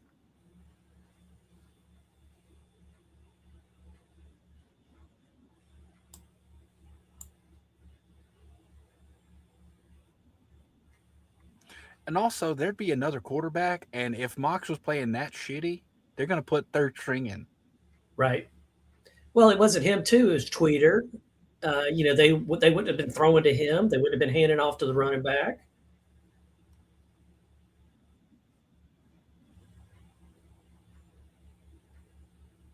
But I tell you what, the game now, or the game when my son played 10 years ago in high school, was pretty much if you're starting, you're playing the whole game. There's no, Yeah, we're going to give you a break and you're going to take off a couple of plays. It's like you get to rest when the defense plays. yeah. But he played all the special teams, so he was always on the field. I mean, he was even the place kick holder for the extra point. And the reason why is because one of the plays was he picks it up and he runs with it.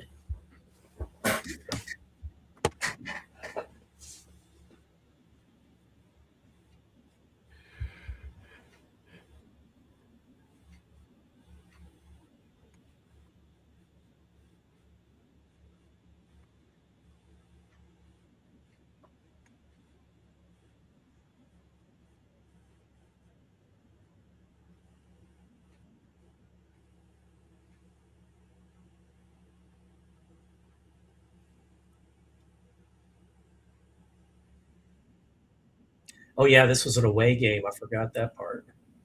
Mm-hmm. You know that's going to be a quiet quiet bus ride home. Yeah, that's not fun. No. Yeah, and his dad does the whole thing.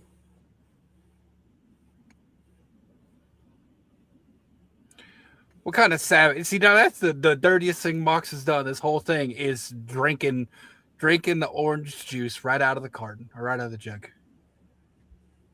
Yeah. Yeah.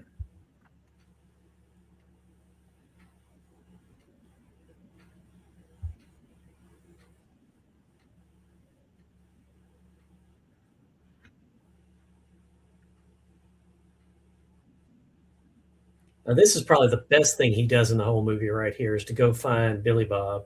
He immediately knew, like that's Something. what makes me think he does care.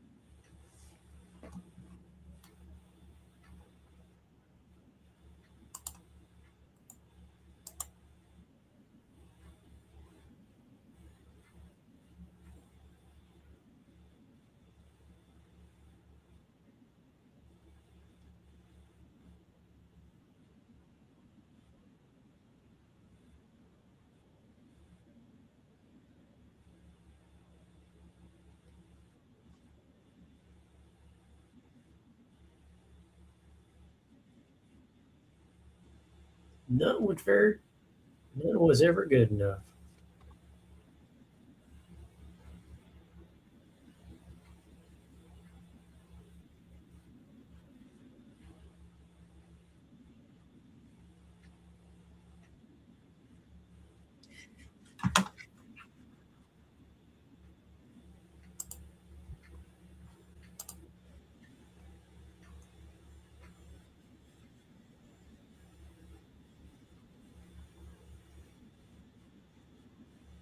So this movie's made 17 million since its release, and I gotta think it. Let's see where it is. I don't see the numbers for the cost. The gross worldwide, 54 million. I don't understand why there wasn't a follow up or a some kind of reboot or something, because it obviously made the money. Yeah, they could definitely do it where like maybe the like their kids, Right. maybe their kids decided to play football. Like they completely got away from that life and their kids got into football. Or Mox's family, his dad died, his mom called him back home, and some kind of redemption like that. Or one of the minor characters. You could do a minor character and then speak to the other characters. People that we didn't hear play. Mm-hmm. Or you could do Tweeter. You and I both love Tweeter. Other people did too, obviously. A Tweeter story would be good. I always thought it is kind of nice.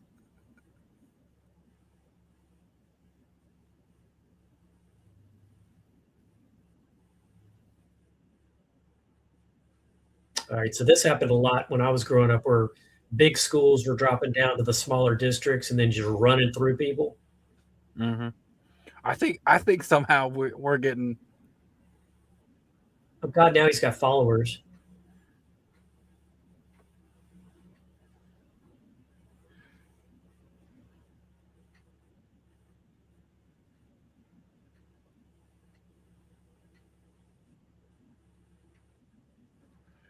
Yeah, so I think you're a little bit ahead of me again, but I think it's just because of the YouTube edit. My Yeah. people. So I watched Old School on the plane when I first watched it, and then I watched it again. And I'm like, oh my, I missed a lot. Yeah. Because for planes they edit all that stuff out. Mm-hmm.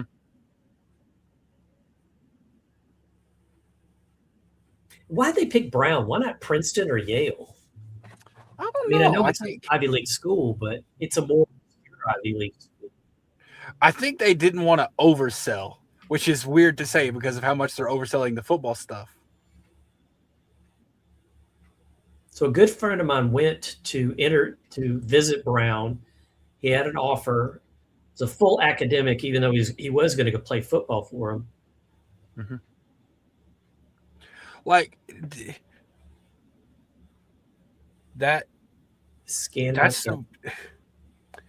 Here's what I don't get about the father, because I'm a little bit behind. Is there's what kind of parent is gonna see that their kid just got a full ride scholarship to an Ivy League school and be like, I'm proud, but what about this football game? Right. You mean you have a human brain and it works? Yeah, that's.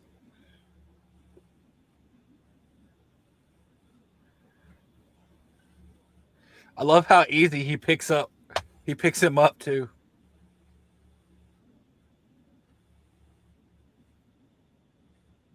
Will you go to prom with me? That's so funny. That's. I love how he's just staring. That's so sweet.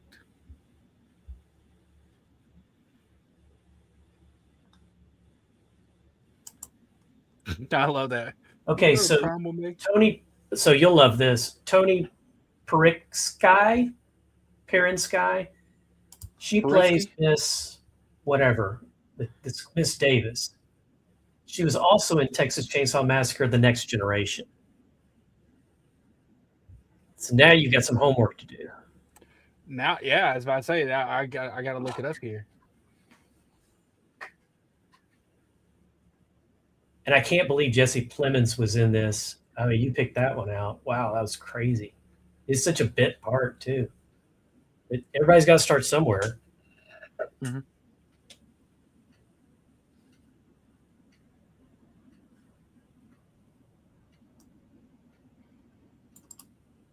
Oh my gosh! Hold on. Is that her? Is that her? I gotta look at the images and see. There you go. I put the spelling of her name in the private chat. Yeah, I got her pulled up here. That's right up your alley, right? Oh my gosh! I know who she is now. I never put that together. She looks so different, I'm sure, Mm-hmm. in this role versus her more current stuff. Of course, Texas Chainsaw Massacre: The Next Generation was 1994, so this was before this movie. Well, here's the thing. It came out in 1994. I don't know. It was filmed way earlier. They were like Matthew McConaughey and Renee Zellweger's agents were put like kind of were trying to restrict the usage of it because they filmed it before they got popular. And then they didn't want to have nothing to do with it. Yeah. And they thought by releasing it, they were trying to cash in on their fame and it would ruin their reputation. So there was a problem like with the release.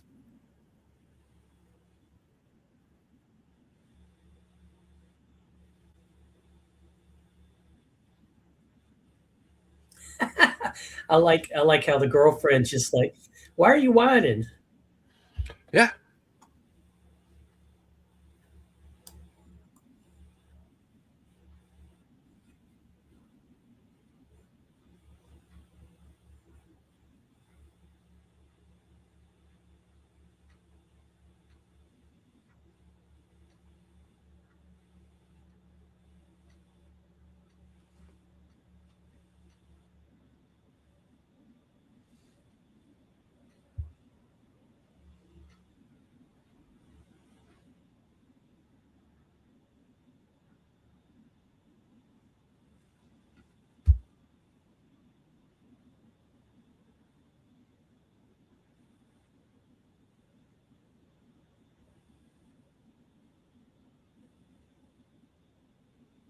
Okay, I was wrong actually. 94 is when it was filmed, but it wasn't released until 97.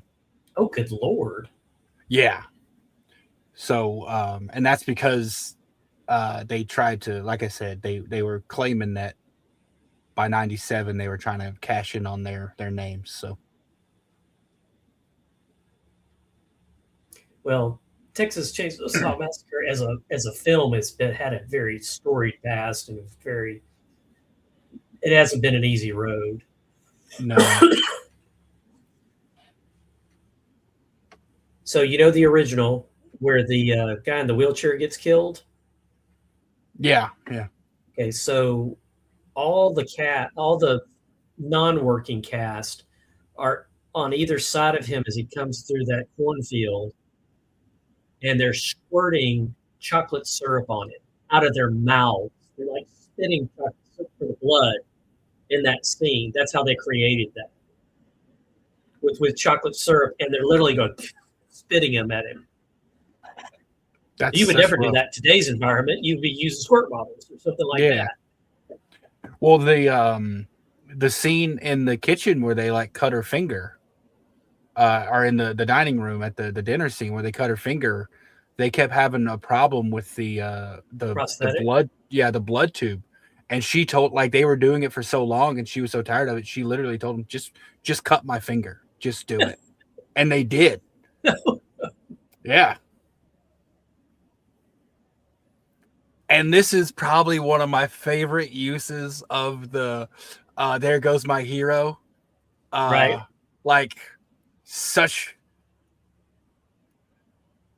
love that song, and I think it fits perfect with the opening of this game.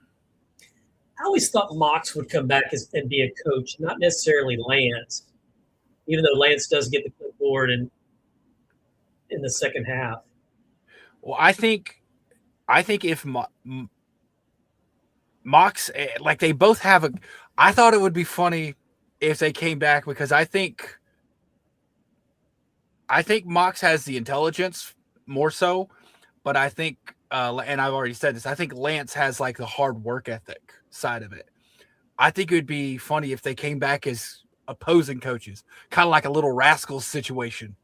Well, they could do a Ted Lasso and Beard situation where Mox calls Lance. Lance is down and out and says, "Hey, come work for me. Come be the quarterback coach."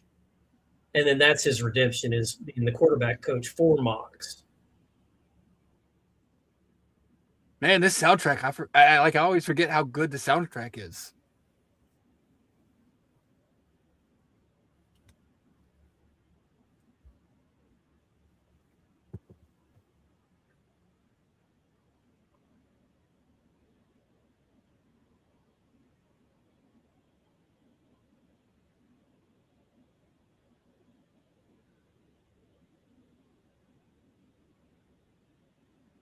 Well, he got his touchdown. Yeah, yeah. Like that's the leader right there. Like, hey, no, you deserve this. We're giving it to you. And nothing like the feeling of a touchdown. I don't care what level you play. Yeah. And you know what annoys me about today's game in the NFL too, and I don't know the rules on it now, but seeing their mouthpieces just hanging from the helmet. Oh, there is no rule on that. Pros, Like they they don't don't care. like it's just there. I'm like, if you're not gonna wear it, take it off. But like you'll see them running like the entire I length think of the the rule field. is they have to have one, but that's the end of the rule. Shooting hockey, they're chewing on it like they're chewing on gum. It's half hanging out of their mouth. You can Dude, see it flying. oh, that's what I did as if we weren't playing. It was I was just chewing on.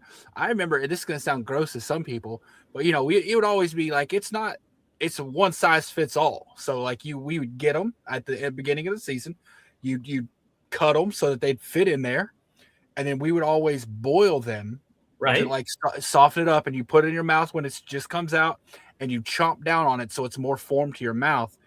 But we would occasionally boil it in blue Powerade because that was our favorite, and then it would always have a little bit of that flavor to it. Okay, yeah. It was weird. So when my son played, they intensified their mouthpieces, and they weren't the ones you get for $2.99 at Walmart. They were actually more sturdy, more, and they would actually do a mold of your mouth, and then Oh, they'd make the actual mouthpiece. So they had nice. stepped up their mouthpieces in high school. They also had the helmets were like $300 each for a helmet.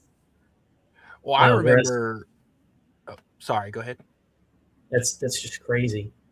Yeah, I remember it, like for us being like living the life was if you got the mouthpiece that covered that like had the outside like thing and it had the hole so you could breathe through it. Remember those? Oh, Like if we you call had one those of those, we you were call living the those the life. pacifier mouthpieces because that's what they look like. They did, but I never got one of those. But I always envied the people who had those because they had the holes in them so you could keep the mouthpieces and still breathe out your mouth. Right. Yeah, I do like that they actually wore mouthpieces in this movie. I do think it makes sense that they're blue.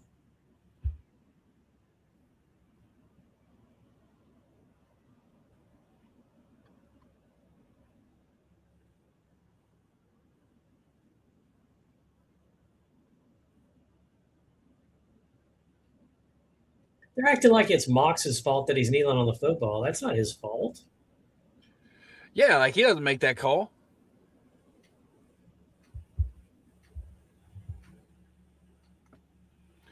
It's like Here we go I with don't the know. needle.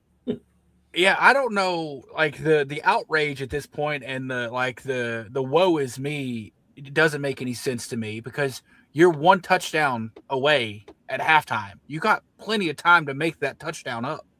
Right. They're like, oh, the game's lost.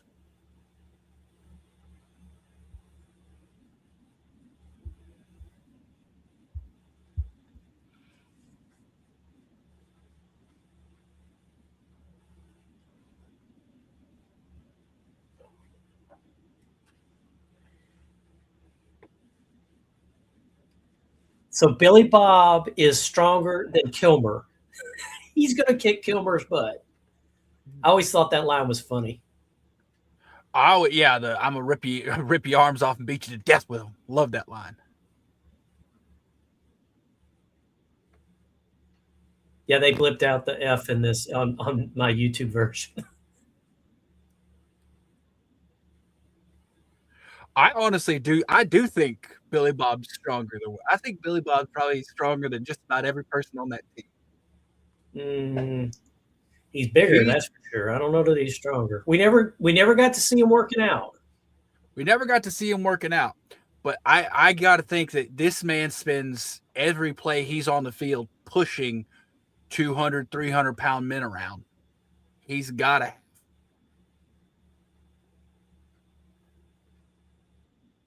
Well, here we go. Yeah, here's the uprising.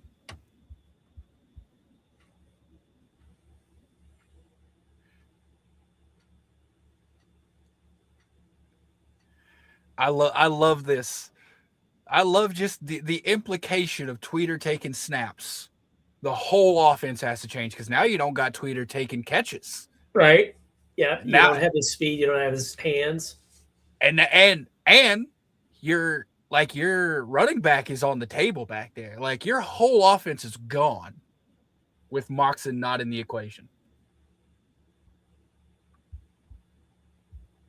And coach lays hands on the player.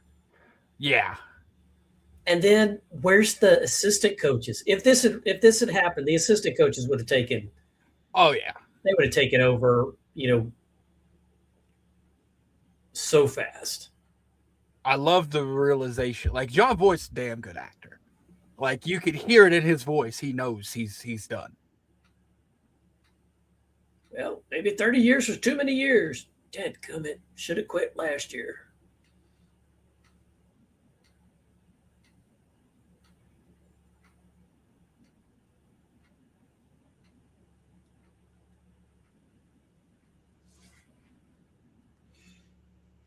What are you seeing right now?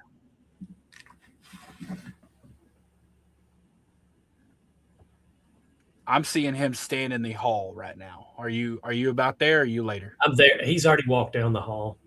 I'm seeing him walking down the hall now. Okay, I'm going to pause for a little bit, let you run. Tell me when you see Mox's face fixing to give his big speech. And there he is. Okay. So he just started talking. Okay, yeah.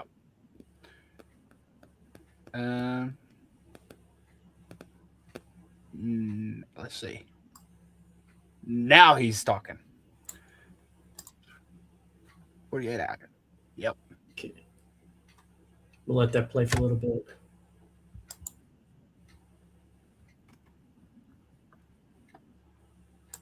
See, I don't agree with the whole, we're going to play the next 24 minutes for the next 24 minutes. Let's just do this and let's just play.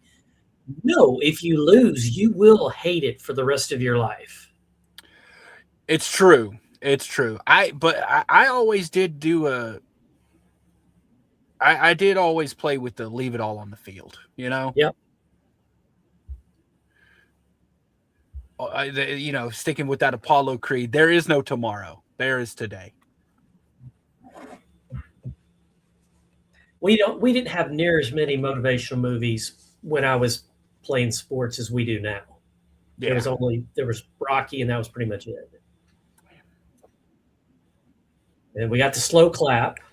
You got to have a slow clap.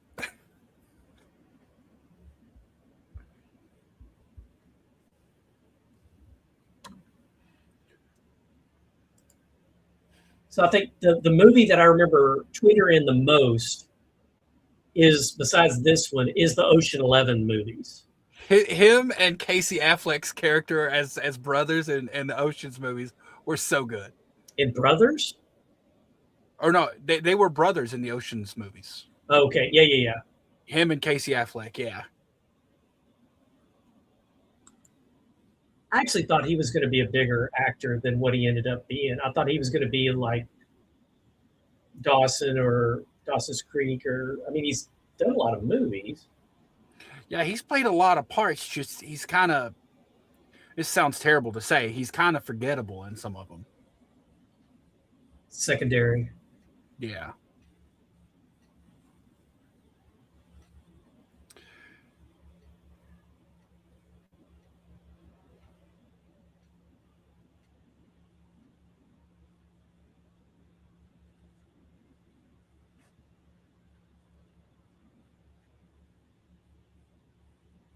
I really loved that I really loved that Lance stepped up and was just like, he's still part of it. Like, he's not just watching Right. from the sideline.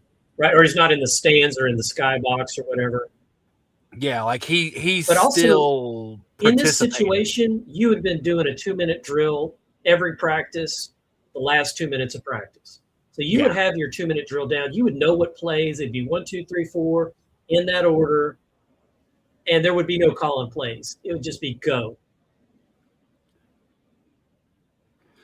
And I do like the ideology of go, like, overwhelm them with no huddles, because from the way it's set up is this is a team from a bigger district that has come down. Right. And so, no huddle was not really that big of a thing back in even the 80s.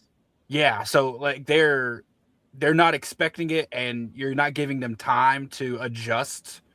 So I think like it's one-on-one playing, playing across the person from you. You're not going to beat these people. It's a David versus Goliath setup that they've kind of given us. So I do like let's say no huddle, let's just go and try to make some ground up.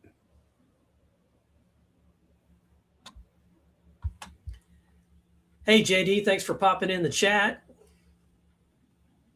Hope your week's going well post-Valentine's. We're at 1:31 if you want to sync up. 1 hour, 31 minutes. Kilmer's in his office staring at all his past glory right now. I think this is them trying to say he's having a moment of self-reflection and knowing that he's no longer justifiable in his means. Right. In his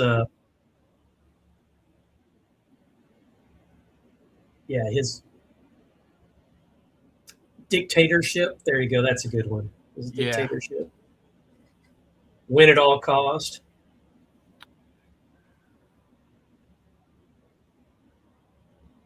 Now this is something.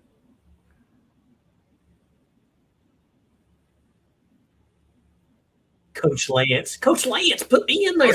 You're the coach now. I love that. I love Billy Bob so much. Billy Bob's such a like a wholesome character, right? Like he's always drinking, but his entire role is there to protect people. Well, look at his number. His number is 69. Come on now. Yeah. Here it so is. This is before Shorzy had 69. Billy Bob had 69. It's before Goon had 69. Billy Bob had 69. Billy Bob is the 69. And there goes Tweeter right behind him. Just running up his back.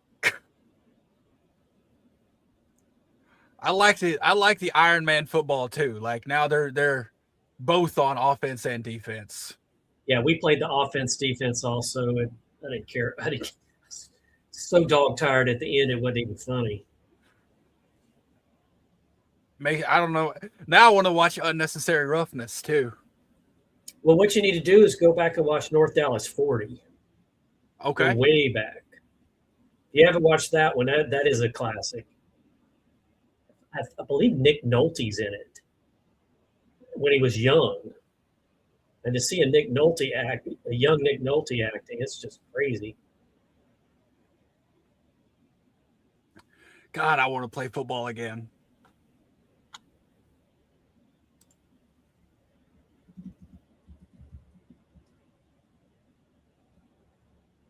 Got to stop the clock. So which came first, a Bull Durham or Varsity Blues hitting the mascot? I would assume Bull Durham. Yeah, it was definitely Bull Durham. Yeah.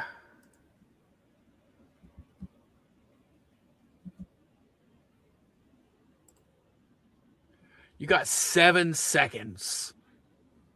And back then in that game, 7 seconds was 7 seconds. Nowadays, Yeah. 7 seconds is 2 hours. Yeah, it's crazy. Yeah, Bull Durham, 1988. 11 years before this.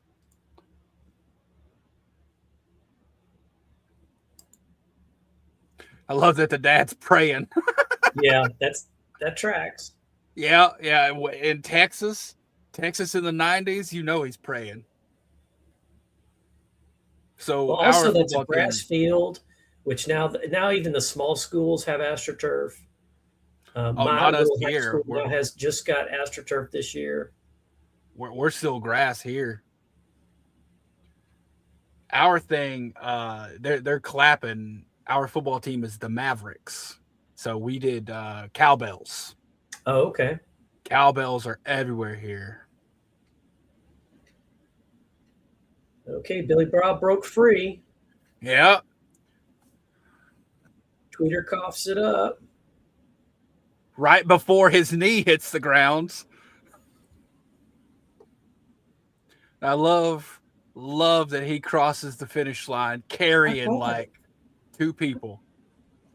Yeah, he immediately puts his arm out. He immediately does the Heisman pose. Yeah. That's probably the fastest Billy Bob has ever run in his life. So they had the Heisman on tour. Mm-hmm. And so I went to go see the Heisman, the actual Heisman that was given out in New York. And I got to hold it up. Yeah, I got to see it hold it. That damn thing's heavy. Is it? Nice. It's very heavy. It was the actual one. They only have one a year, and that's the one they give to the winner. So I got to hold up Mendoza's. That's so cool. Heisman before he did. And yeah, I agree with you, JD. I love me some football. Yeah. It's always sad when the season's over. And that had to have been one of the worst Super Bowls we've ever had. I'm a weird person in that I can't get into like a full game on the TV. I feel like it takes forever. If I get a chance to play, I'll play all day and not think anything of it. But just watching a full game, I'm like, the commercials and then the timeouts and it takes so long.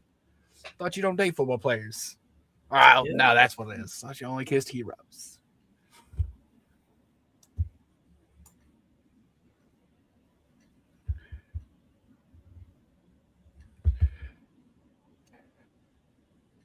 It's a good final monologue.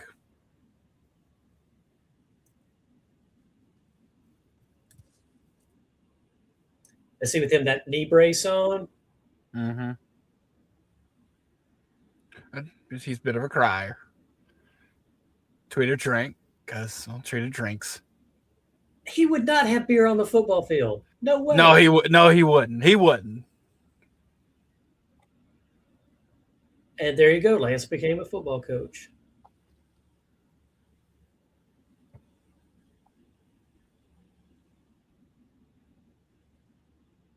That statue still stands, but because it's too heavy to move.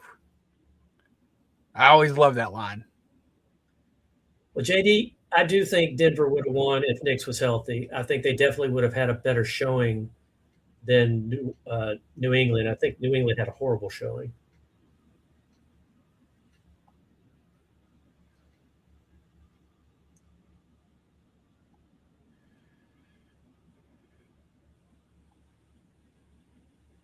So one of the traditions at my son's high school, at the last game, all the players take off their shoes and throw them over the goalpost. Like a wrestler? Not to hook them onto the goalpost, but just to throw them on, over the goalpost like, we're done. Gotcha. We have finished.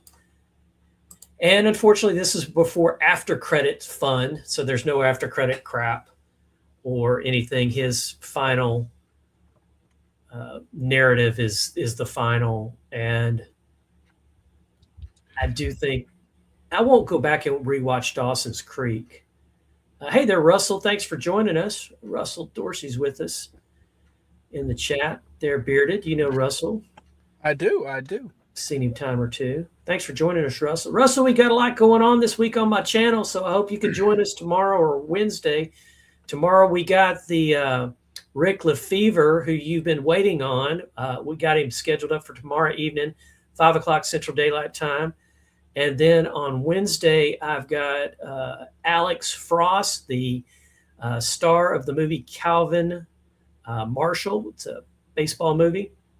He's coming on the channel on Wednesday. I believe that's 8 p.m. Central Daylight Time. He actually lives in Oregon, so I adjusted the time out to sync up with him, make a little more sense. So, did it hit a little different knowing that James is not with us anymore?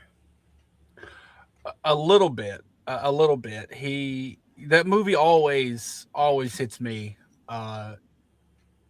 And the idea of like, I don't know, the idea like for a lot of them, that's the final game they ever played. And I think it's one of those things where a lot of times you don't realize it's your final game. You know, it sneaks up on you. It really does. And I had no prospects after college. Coach came to me and said, "Do you want to play?" No, I don't want to play. I'm done. I'm so done. Whereas, a lot of people would jump at that. Oh yeah, I want to play. I want to play. No, I would, because I knew to make that step to the next level would mean more work than I ever wanted to put into it. Yeah, and I try to live with as the least amount of regrets as possible. But I can honestly say now, a big regret of mine is not putting more effort into football when I had the chance. And hindsight's 2020, but like looking back, I remember despising practice. Loved the games, loved every second of the game, but practice, it was when is this going to be over? Yep. And I, like looking back on it now, it's like I really should have cherished even the practices and put in as much work as possible, because I wasn't really a star in any sense of the word. Was not. However, I think it goes without saying, if you put in more work, you're going to be better at it. And I think I could have been better at it than I was. I try not to do the woulda, coulda, shoulda, but I go there just like everybody else does. And I do remember playing. I do remember good times and bad. I do remember getting a skull and crossbones sticker for my helmet for a hit in a game as a senior. That I was like, did I do that? And the coach is like, well, we're gonna watch a hit here, and you're not gonna believe. And it was me doing the hitting, and I'm like, oh, I don't even remember that. That's not the right attitude. It was like, oh, okay, thank you. I remember it was a problem with me too is I moved around a lot. So I played at two different high schools, but I played at one high school for my freshman year, then moved for my sophomore year, then moved back to the previous high school and played there my junior and senior year. My sophomore year, I played at Clinton, which ironically is the rival of the other high school I went to, Anderson County. And the play that sticks with me, it will haunt my dreams because it was the most embarrassing thing. I'm a big guy. I'm like 6'2.5". At the time, I was about 220. I was a defensive end, and I was tracking the quarterback. Like I was going over, and just my eyes were so locked on him that there was this short little, I don't even know what position he was, had pulled and lit me up. Next thing I knew, I was on my back because I wasn't paying attention. And this dude was like at least 7-8 inches shorter than me. Looked tiny. And I'm like, I just got planted in the ground by someone who is that short, and it embarrassed me to no end, and I will never live it down in my own head. And I was that guy because I'm 5'8". I'm not a big guy. Okay. Never have been. On the football program, it had me at 180. I was 160 wet. I So then hence a receiver. I was a receiver. I was the punt returner. That was my gig. But I was also the guy that would throw down that block and use the leverage and be your worst nightmare, and then feel it the next day. yeah, And then yeah, I would and feel it the next day. that's I played all over the place, honestly. I remember I practiced as middle linebacker 3 times, and the third time was the last because that's when I got my first like major concussion. That's when I was like at halfway through practice. They're like, "All right, harness." They took me and the medic. Went to the thing. Ambulance showed up. Like they monitored me Oh there, like wow. while I was. And I didn't remember much of it, but they got the video cameras or the surveillance cameras from the field house Uh-huh. because they're like they wanted to make sure if a lawsuit happened, they'd be like, listen, we followed all these protocols basically. Right. Uh, and yeah, that was like my first major concussion. I was out for it still wasn't enough. I was still only out for one game, like 1 week of practice in one game. Uh, but yeah, it was I loved playing defense more. I'll Right. say that. Like cuz I there was a little bit of you knew who your quarterback and your running back and your receivers were going to be because they were I don't want to say they were more talented, but it's like you we grew up together. So like you Right. knew those positions were already there. Whereas on defense, anybody could shine. And I liked being able to like I didn't like holding calls and stuff like that. I liked throwing people. So Right. Oh no, that was that was the best. That was the best. yeah. My problem was I didn't grow. Okay. So I was 5'8" in junior high. I was 5'8" in high school. I'm still 5'8", and no matter how much I would eat or how much weights I would put on, I wouldn't put on any weight. And so, except for my thighs, I had Earl Campbell thighs. Um, Nice. but that did, that helped with the speed, but that didn't really help you anywhere else. So I was moved from defensive end straight back to safety, but with no education, with no teaching how to do the job. And so that ended up not working out. So I went, they That's a put me to like receiver. a that's a pretty significant position to throw somebody in with no Yeah. training or By the way, experience. you're going to go here. You're a smart kid. You'll figure it out. I'm like, not without somebody telling me what to do. You don't just mind meld and know how to do stuff. It doesn't work that way. No, But no. But anyway, so back to Varsity Blues. I think the movie it is what it is. We know there's stuff in there that's not right, football wise, not right, life wise. But I do think it's a good shot at high school football. It's not Remember the Titans, because that's a different vibe, a different story. oh, that's a good one too. But it gives you more of a. You got to think with Remember the Titans. That was a big school. That wasn't a small school. That was a big. That was two schools. That was the Caucasian school and the African American school coming together. So they've got double the amount of students.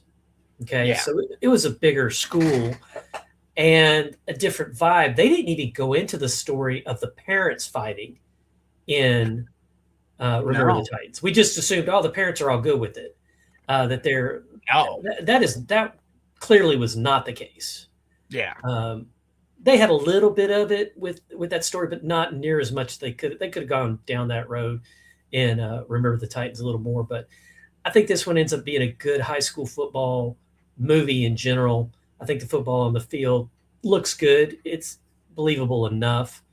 You don't Mhm. want to pick it apart too much because you could pick Bull Durham apart. He goes up and he bats left-handed, and then the rest of the movie he bats right-handed. What? Yeah. What do you mean, Scott? That Did that happen? Yep, that happened. His very first at bat, he's a lefty, and then he goes to the batting cages with Susan Sarandon. He bats right, and then in the rest of the movie he bats right.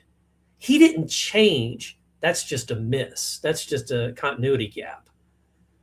did they I'll have to watch again. It's been a while, but I'm wondering if it was if that was on purpose or if they had to flip the footage for something.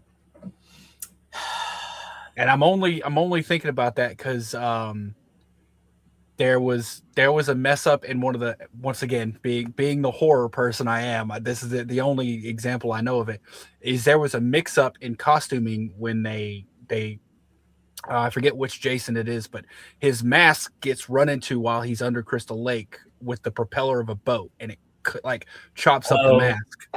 and Well, the thing, it was the wrong side. they did the wrong side, so they had to take the footage that they had and reverse the footage so that it looked like it was the right side. So I'm wondering, like, oh well, maybe he did hit right and they just flipped the footage for something so it looks like, I don't know. I don't think so, because he walks up to the plate and digs in and then bats. If it was flipped footage, he would have walked across the plate because where their dugout was, he would have had to walk across the plate to get to the right hand side to bat righty. And that's not where they're, because in most baseball, your home team is always on the first base line. Yeah. So if you were watching a movie and the home team's not on the first base line, they either don't know baseball very well or they've got a gag or a joke or something's going to happen for that reason. Gotcha. You don't see it so much in Little League movies because who gives a shit? It's Little League. Mm-hmm. But in pro and major league and movies like that, it's always the home team is on the first base line. So I guess it wasn't flipped then. I was just trying to think, because it's been a minute since I've watched. I don't think that's something I've ever caught. I'm probably going to rewatch. Well, the movie, it's not a really good movie in the first place, and it's not really Bull Durham's story. It's the story of Susan Sarandon being the love interest. So it's told from her perspective. She does the voiceovers, and so it's her story, not really him or Nuke, their story. And anyway, we went way down a rabbit hole there. So yeah. But I see Russell's comment, by the way. Russell, I actually didn't go to college. I was in my 30s. After high school, I actually left high school half a year early to go into the military. So, thank you for your service. I did not know that. Yeah, I appreciate that. What branch did you go into? I was in the Navy. Oh, wow. I did 6 years in the Navy, got out of the Navy and moved around a bit. Then I decided to go to college, like using my GI Bill. Right. And actually went for acting and theater. Okay. Might as well. Yeah. Well, I was going to do computer stuff, which is what I did in the military. And it's the job I have now. I've had the same job since I got out of the military. And I was like, oh, well, I'll do a college to support the career I already have. And I took a intro to theater class to, like, as an elective to break up all the computer courses. Fell in love with it and then immediately changed my major. So I've been doing acting stuff ever since then. It's addictive. I did it in high school. So JD wants to know what your rate is. CTN 2. That'll mean something to him. It does not mean something to me because JD's in the Navy. Oh, nice. Yeah. I believe he is a Navy reservist. Is that correct, JD? I think that's right. Did I meet him on one of Carbonite Jedi streams? Yeah. You did. Yeah. Okay, yeah. I'm CTN 2. Your rate is like your job and then your rank. So okay. I was a CTN, which is cryptologic technician networking, which is just computer stuff. And then the 2 is I was a petty officer second class. So he says he is a CTN as well, and they now call it CTW. Oh, they changed it to CWT? That's interesting. Hard to believe that the Navy or the government in general would ever change anything because they're so set in their ways. Well, so that's it. With rates, it actually changes pretty frequently. Okay. Well, because there's CTs, but there's CT. There used to be CTN, CTM, CTR, CTT, cyber warfare. Okay. Actually, that kind of sounds a lot cooler. Yeah, that sounds a lot cooler than cryptologic technician. Right. I actually like cyber warfare technician a little bit better. Is it still the quill and the lightning bolt? Is that still the ranking signia? I'll have to look that up because did not know that. I've been out. I got out in 2015 though, so it's been a minute. Oh God, I just aged myself, and I get scared every time I do that now. You're still younger than I am, my friend. You're still much younger than I am, so don't worry about that. Okay, so I mentioned our losses in this movie. So we got Paul Walker. So John Voight is still with us. He's the oldest in the Yeah. bunch by far.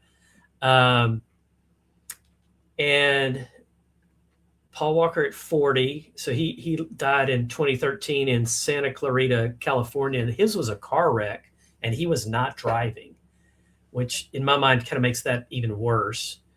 Um, and they actually thought that there was something wrong with the Porsche that he was riding in. Ron Lester, I think he died complications due to I don't kidney liver failure. I think he was 45 in Dallas, and then James Van Der Beek in colorectal cancer. So in Austin at 48. So I would say might be time for everybody to get checked for colorectal cancer. And I know he was definitely wanting to pass the message on. He was very open to the public about his struggle and the disease. So I'm hoping that'll save some lives. Yeah, yeah. It was one of those things where we talked about it a little bit. Seeing his social media posts for a significant amount of time leading up to his passing, you could tell he had lost a lot of weight. He was looking kind of frail. It's unfortunate. And yeah, there's always there's always a good reason to go get checked out. Like you can never. It's one of those things for me. I wouldn't say I'm a hypochondriac, but I try to avoid the doctor all the time. But I kind of also, anytime something hurts, I'm like, oh God, what if it's cancer? Right. And it is, yeah, I agree, Russell. It is still sad. It's still sad about Paul Walker because he was young in his career. He had done really good, Fast and Furious. From what everybody says, he was a good guy to be around. Kevin Reed, who came on the channel, worked with Varsity Blue. He was, as I said earlier, and he said both Paul Walker and James Van Der Beek just wanted to do the best job they could. They would hang out with the stunt guys and the cast, and every time they could be around them, they would be around them, just soaking it in and just being one of the guys and not being, oh, I've got to go back to my trailer now. They weren't those kind of actors. I was watching. I forget who it was. I think it might have been Eric Andre. Was talking the other day. He did a short video, like a short tribute to James Van Der Beek, and he told the story. And I didn't even know they worked together, honestly. Me But either. he was telling the story like it was one of the first significant roles he got. And he said he was feeling like kind of like imposter syndrome, like I don't deserve to be here. Like how did I get here? And he's like, after a couple takes or something, James Van Der Beek, he said he pulled me aside. He's like, listen, Hollywood doesn't just give roles to people for no reason. It's like if you're here, it's because you're talented and you deserve to be here, and you're gonna do good in this if you want to. That's pretty strong. And I was like, to have someone, a veteran actor like that, like pull you aside, just be like, listen, you got here. If you got here, it's because you have talent. So like you can do it. Like that had to be great to hear. And the more stuff that comes out about James Van Der Beek, and I think the better he sounds as a person. And I didn't keep up with him. And I feel like his personal life wasn't really out there like a lot of celebrities are. I think he kind of had a little bit quieter of a life, which I think is probably why, yeah. Well, yeah, which is why all this stuff now is like, oh, well, we're realizing he was such a good person because we didn't hear about it because his life was kind of quiet behind the scenes. And you got to kind of think, if they're not in the news, I got to give them the benefit of the doubt that there are, Yeah. if they're not getting scandal this and scandal that, and it's nice to hear that there wasn't something behind the curtain, that he was who he was, and kind of who he was on screen was kind of who he was in person. So that was nice. Today we lost Robert Duvall. I saw that a little bit ago. I think he's going to get a different kind of tribute because he was 95 years old.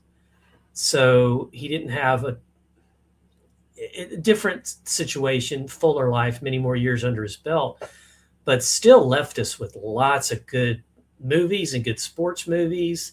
We're talking, he was in The Natural. He was in The Greatest. He was in, not to mention, well, we're just going to stick with sports for a second. He was also in 7 Days in Utopia, which if you have not seen that movie, it's definitely one. Mark it on your list.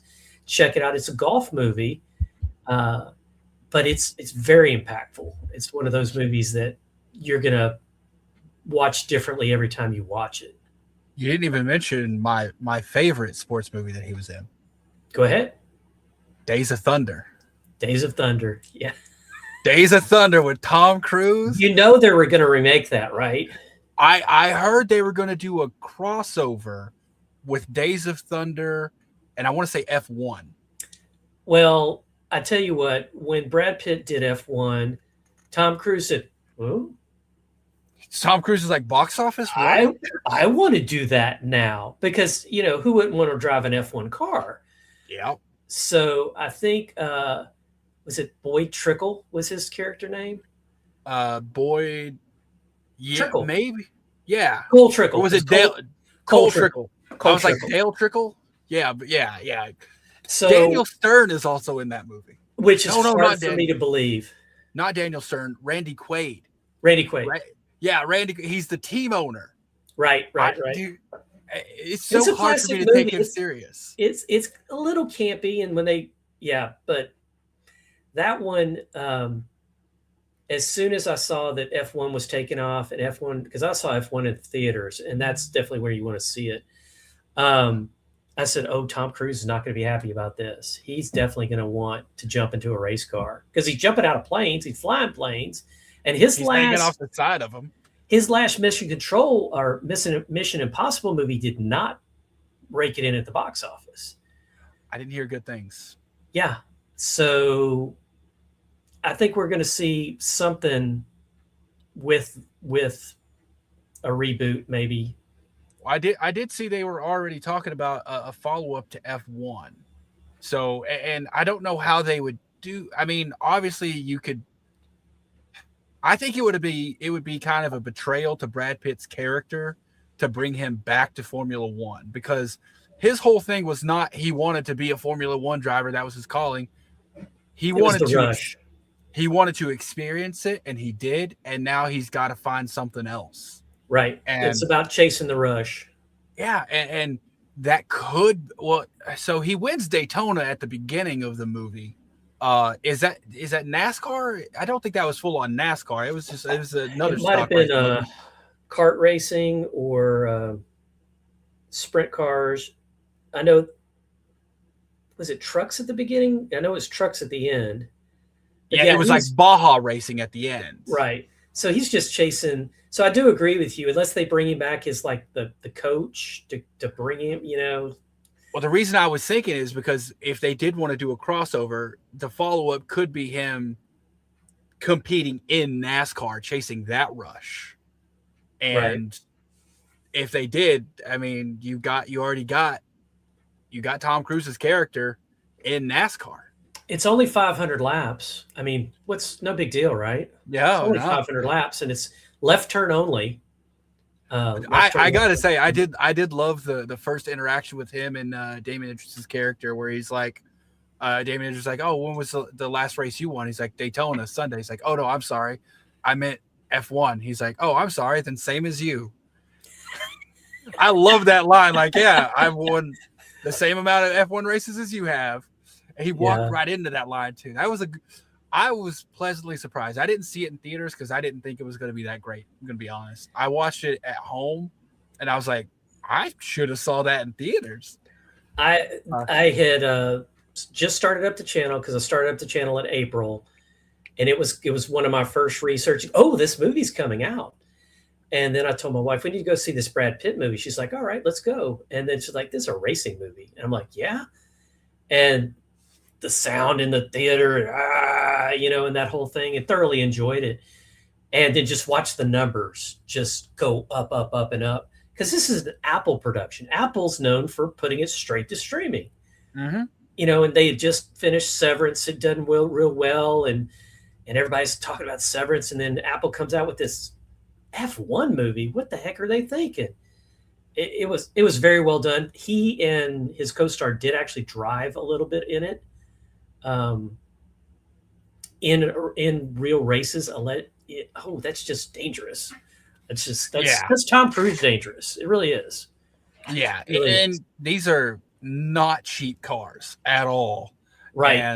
And you got, from what I understand, the real race drivers, like, you know, your like Lewis Hamiltons and your other, the actual drivers were also there driving at the same time. I'm like, yeah, you can mess up an entire race team's plan if you accidentally knock into Lewis Hamilton the wrong way. Right. Like, so yeah, it was a definite, like, a feat of filmmaking. I was really So the happy with other it. race movie that I really enjoyed was Ford v Ferrari.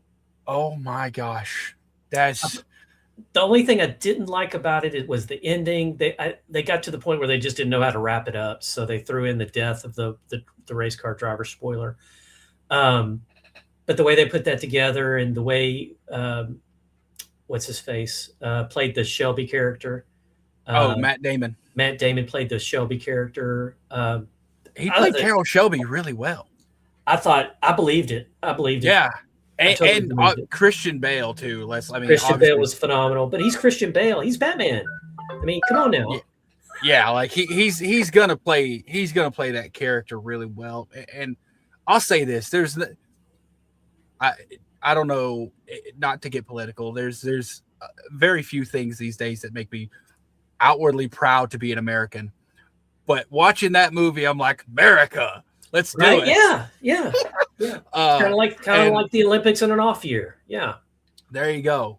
Speaking of which, we've got Olympics coming up on the 19th. We got the women's hockey team going for gold against Canada. So that should be pretty good on the 19th. I'm going to have to message Sarah Campbell about that. I don't know if you know Sarah Campbell. She's a friend of the channel. I've seen her on a couple of channels. Yeah. She's Canadian, so going to chirp her a little bit. See, here's the thing. I growing up in the South where I'm from, hockey just was not a thing. Well, it just wasn't. And you've got the Nashville Predators now. Yeah, and that happened because I just moved back to Tennessee 14 months ago. So that whole renaissance for hockey happened while I was away. And you're like, what the heck's going on? What is this? And the Smokies, our baseball team, actually started doing pretty well. Like it really, what a team name, right? So it's really, hockey is now, it's not something I really understand. I would say Shorzy, and I know we've already talked about Goon, probably the most experience with hockey I have. All right, so I'm looking at doing a watch party on Saturday for Shorzy. I got to clear it with the wife, make sure I'm good for that. But I'm probably going to do a watch party on Saturday for Shorzy because Hulu's finally getting season 4. Okay, it's been on Crave in Canada for Shorzy season 4, but now it's coming to 4 or 5, whatever's the newest season, is finally being released on this Saturday. So I'm not all the way caught up. So I think it won't hurt you. It won't hurt you any. Okay, yeah. You don't need to binge it. I assume it's kind of like Letterkenny, where it's kind of episodic, where it doesn't, like, you can skip. Each season has a tone or a feel, and you don't need to, from what I understand, you don't need to know what's going on other than they're still playing hockey. And then the story will create itself. It'll make sense. I already know what's going on because I track it and I watch it, and I keep up with it. But yeah, that's a great. I don't like Letterkenny. Because I don't get most of the jokes. Yeah, it's a weird type of humor. It's not my type of humor for sure. But the Shorzy, it's not that Letterkenny like, except when they start talking really, really fast. Yeah. That's the only similarity I see. Yeah, I gotta, my favorite thing about Short, obviously the hockey's great and his chirps are amazing, but my favorite thing is his romantic desires for Laura Moore. Yeah, and how he will for you. See, how unabashedly he'll go, unabashedly he'll go after her and confess his love for her. Well, you're not there yet. You haven't got to the best part of that, because I've seen clips on YouTube Shorts where he actually does run it. Right. Yeah. Oh yeah. Yeah. I've seen clips. I like my cousin John is really into it as well, and he'll send me these clips. And it's for me, it's not a spoiler. Like it's not a show where the show is going to be ruined if I know that information. So, but yeah, I love that so much that he's this masculine character, this hockey player, and like we've seen him fight and stuff like that. But he'll Oh, also oh go from no. Oh, what's happening? We got a streaker running. Oh. Are they going to catch him? how did you Oh, get and that he's video of gone. me? Oh, that's you. I don't know if you've met him before, and most people haven't, but that was my buddy Legend. He's here with me on the channel. He's always with me on the channel, but we never know if he's really here or not. He's also my mascot, and yeah, he likes to streak, and he never has. I thought any that was a clothes video on. of me for a second. I was like, how did you get that? I didn't know there were cameras rolling. So anyway, I'm gonna go ahead and close this out. I'll meet you in the back room. Any last thoughts about Varsity Blues and the passing of our friend James Van Der Beek?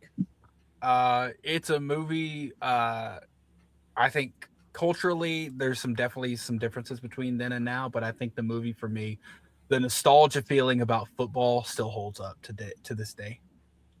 I definitely think the movie tracks, and I definitely agree with you on that. The nostalgia they built in that movie is undeniable, and it holds up. I mean, there's no cell phones in the movies. There are no pay phones in the movie. I don't think we see anybody. I think we see maybe one person on a phone the whole movie. So they didn't put themselves in a trap where technology takes over the movie, kind of like the Matrix. You watch the original Matrix, like, it's not really holding up.